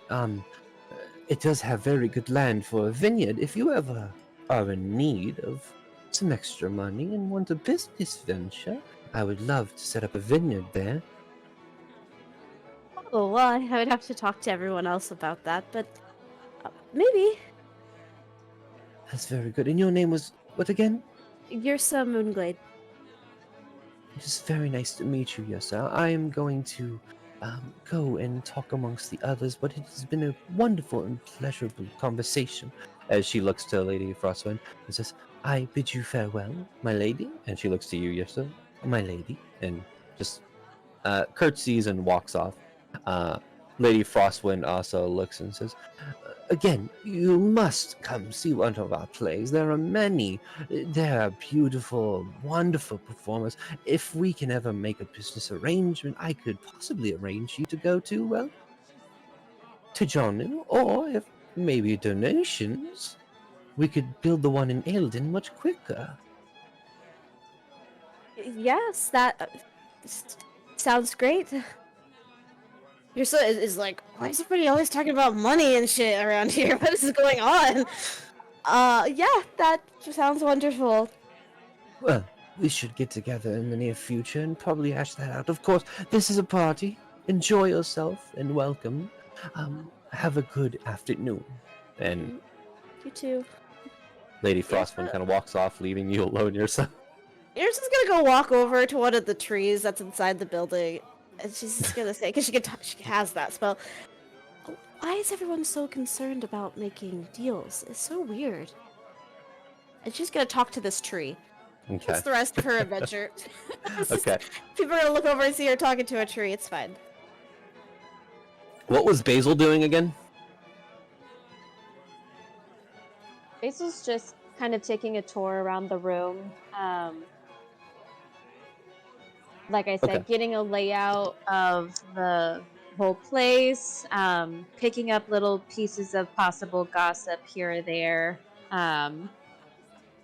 Just see if she hears anything suspicious. Okay. As Gak and Enid are at the table, kind of figuring out how to pick up food, you do see the individual known as Lady Seraphina Ravenshield make her way over as she looks. It kind of takes a plate and starts picking things up and says, "Are you going to use a plate? Do you need one?" Yeah, plate Yeah, be great. we heard about finger foods and we didn't think we were allowed to have a plate. Mm-hmm. Oh, of course you are. And you see that she reaches her hand out, and then a magical hand appears, picks up the plate, and gives one to each of you. Gak casts Mage Hand and grabs the plate from her. Thank you very much. Fellow arcane user, what is your name, my friend? I'm Gak. This is Enid. Hi. Nice to meet you, Lady Seraphina Ravenshield. What brings you to this party? Oh, well, we all got invited. Mm-hmm. We're the new Stormhold people. Ah, Mhm. well, I'm sure that everyone here is very eagerly awaiting to talk to all of you, as that keep has been a place of interest for some of them. Oh. Mm. Well, You do know its history, correct? I know that the last guy that lived there died, and he was a ghost that was haunting it for a while. Really, that's not what I heard. Yeah. Oh wait, Oh. actually, no, that didn't happen. Oh, I'm sorry, that was my bad. oh, that was a very funny joke, Gak. Thank you. Yeah. And then there was a ghost, and there was a chicken ghost too. It's crazy. Ooh, well, what I heard through the grapevine is that the keep was being built as a stronghold for, well, a naval stronghold that was stopped in production midway through, and just the elements took over once not sure you heard, 15 years prior, of the attack against East Varia and the destruction of the town of Dastow. Well, the Crown and the Council needed to move money around and could not continue construction on the keep itself. There are many people here that wanted to buy up the keep, but the Council decided not to sell it. Well, Weird. the keep is all nice and pretty now. We're almost done fixing it all up, and it looks really cool. So I feel like it's probably better than it was gonna be beforehand. Really? Yeah. If you don't mind me asking, what business venture do you all have? That must have been a pretty amount of gold to fix up that keep. Oh, yeah. It did cost a lot of money, but we're We're part of an adventuring guild, and I mean, we kind of hop around a few. We're starting our own now, so Yeah. we've been doing some work, and we needed a good place, and helping out the we help people. people. That is wonderful. What do you do again? Oh, I am, well, one of the largest contributors to the College of Eldin, and I am the reason for the starting of the newest curriculum of enchantment within the college, within Janu. The Mushrik Sun. The Mushrik Sun. Yes, that's the one. That's so funny. And why is that? Oh, Yeah, I'm actually from Syria, and I tried to go to school there, but there was a long waiting list. Yes, well, there is normally a long waiting list, but for someone in your station and your stature, I could not assume you would not be accepted. Yeah, well, everyone has their reasons, I guess. And The papers were this big. we don't like taking opportunities away from others just because we're in a higher privileged position. Um, That is wonderful. Well, yeah. if you are ever able, I see that you are a magic user yourself, my friend. If you're ever able to contribute, the College of Eldon needs more resources, and of course, the College of the Mushrik Sun as well. Contribute what? You can see this blank stare as she looks over at Enid and then looks back. Any amount that you could think of. Well, I've got a couple that I've been working on. They're not that special yet, but here's one of them, and Gak's gonna make a spoon appear. So I could teach people how to do this one. Yeah, Yak here you go. actually has also created a spell that's helped us out a lot with our assisting and training with adventuring and helping others. Now may not be the best time to display this, but No, I as need a big we rock. adventure and travel when we go to the college, maybe we will show them how great this spell is. So you do plan on traveling to Syria? I I think, mean, we travel in general. yeah, we travel around, so we'll be near Janu a little bit, and we were in Eldon a little bit ago also, and I talked to the people at the school there. I was offered a position as a prophesy, but I didn't. I'm a little busy, so I wasn't able to take it. Ah, well, if you have anything further, or again want to make a contribution, you can know where to find me. It has been wonderful talking to you all, and I hope you have a good rest of the party. Thank you. And if you would like Thank to you make so a much. contribution as well, you know where to find us. You have our address. So Of course. And she bows and walks off. At this point, you hear a clinging of glass as you see standing on top of the pedestal with the amount of tables. You see Lord Alexander Lorimont as he clings his glass and says, "My fellow party goers and nobles, please allow the feast to begin. Thank you for coming to this year's Harvesttide Festival, and I hope you've had a wonderful time. Please, be seated and eat." As you see in a flash, there is all of these what look to be servants that kind of come out and grab all of the plates that have been finger foods and everything, and then they start to put out fully roasted turkeys, a roasted pig, pies, just an immaculate feast on these tables as you all are able to sit down amongst yourself and continue to eat as everyone else is. If you guys want to talk amongst yourself for a little bit. filled up on all the finger food. I'm not hungry anymore. I ate a lot of finger food, and I'm still very hungry. That's better than my situation. Anybody meet anyone interesting? Yes. Oh, that's good. Tell us about it. Oh, well, just kind of motioning over. Sorry. Yeah, she runs her own magical emporium, has 3 different locations, so we were able to take some notes from each other, compare items, so Oh, it's always that's fun to meet cool. another craftsman. Absolutely. Well, that's lovely. What about the rest of you?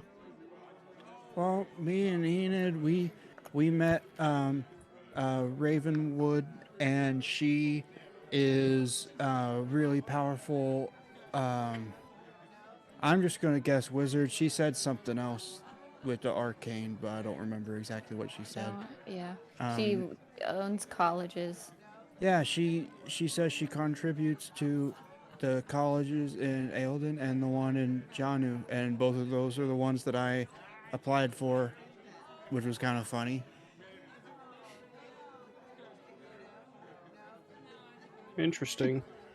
She said she wants us to contribute. I don't know what that means. So I told her she can contribute to us too, and I don't know what that means either. I think it's only fair. Yeah. Right. I made a very soft deal with a individual who owns a mercenary company that if he heard about any trouble in Valomine, he would send it to the adventuring company. So this is Boring. boring, yes, incredibly so. Yeah. I am Well, desperate. It seems as though everybody just wants to make deals, but I thought a party was supposed to have dancing and fun things. Yeah, they're not even like actually laughing. No, it's all very fraudulent. I mean, having everyone's fun. very nice. Oh, well, good. See, well then. Everyone is very kind, and that is what is most important. I learned about a very lovely theater. You know. Weren't you talking? You were talking to a tree for most of it, though, right? Maybe. Yes. That's okay. I would have preferred to have been talking to a tree. They were very nice people. Don't get me wrong. Like I said, I just think No, nice, yeah. I didn't know it was like a business meeting. It's just party. you a month Maybe we ago should we're spice things fighting an up. elder brain, and then now we're here. It's just Yeah, wait. Why don't we do something? I think that That's you guys should do what Enid and I did because we buddied up and it was a lot easier. Definitely. Oh my! I wouldn't have been able to answer those questions without you. Well, maybe the next thing they have lined up after dinner will be when now all the business talk is out of the way. You do that first, right? Maybe that's the formality, and then afterwards, everyone Has fun. shares a lovely personal story or a joke, or maybe they'll do one of their theater performances for us.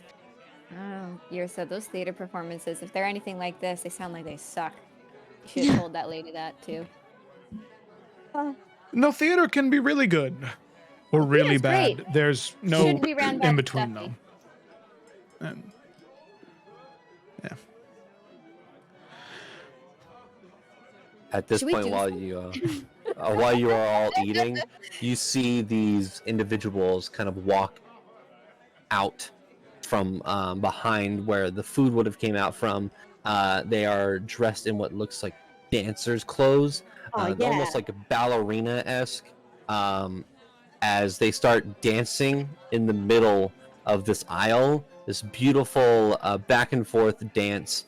But again, this feels like just pompous rich people. There's now people dancing while you eat during this festival of Harvesttide.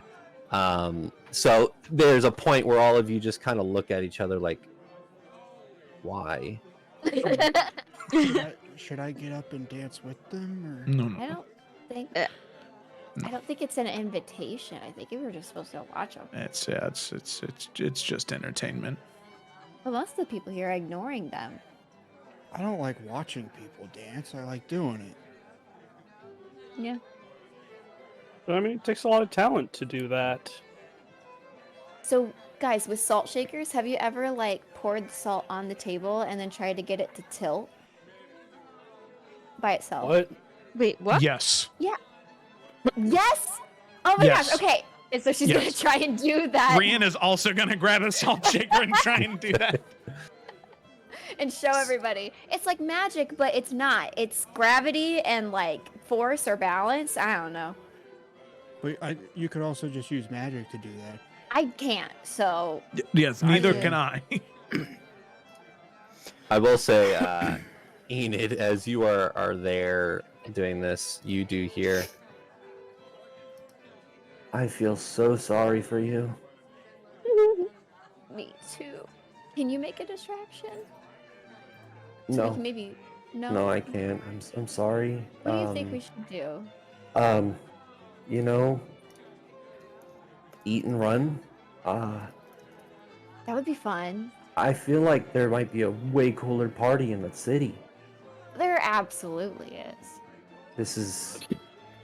I'm so sorry. Or we could play a game. Maybe that would be fun. Maybe people would join in. No, you're right. Hey guys, we should leave. Potty. Oh, that would Yeah. be rude. Yeah, it would be. At this point, Gideon. Mm-hmm. Oh no. As the party is going on, Oh god. you feel like everything around you slow down. You see your friends talking, but the noise just gets drowned out. And it's not like some sort of magical effect that is happening. It's almost like your senses are being cut off from everything. And in front of you, it looks like all of the light starts to dim. And you hear... Okay, maybe you don't hear. Okay, you do hear. You hear... You thought you were safe. I'm coming for you, Dawn. You will be mine. And unfortunately, how I cannot get to you currently. And you see out of the shadow the individual, not physically there, none of you else see this. I cannot get to you. But my children can. And at this point, you hear, as everything starts to come back to you,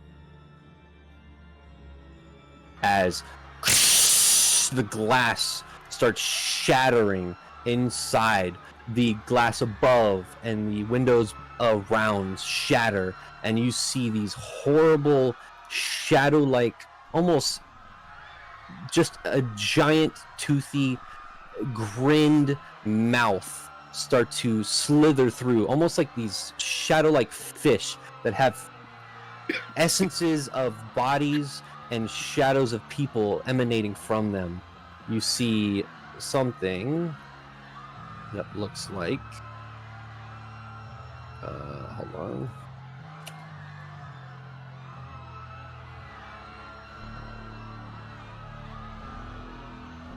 This. And there's not one. And there's not two. Or four. There are many that crash through as you see these shadowy creatures start to break through into the party and start attacking individuals. However, Gideon, a lot of them turn towards you and start making their way in your direction.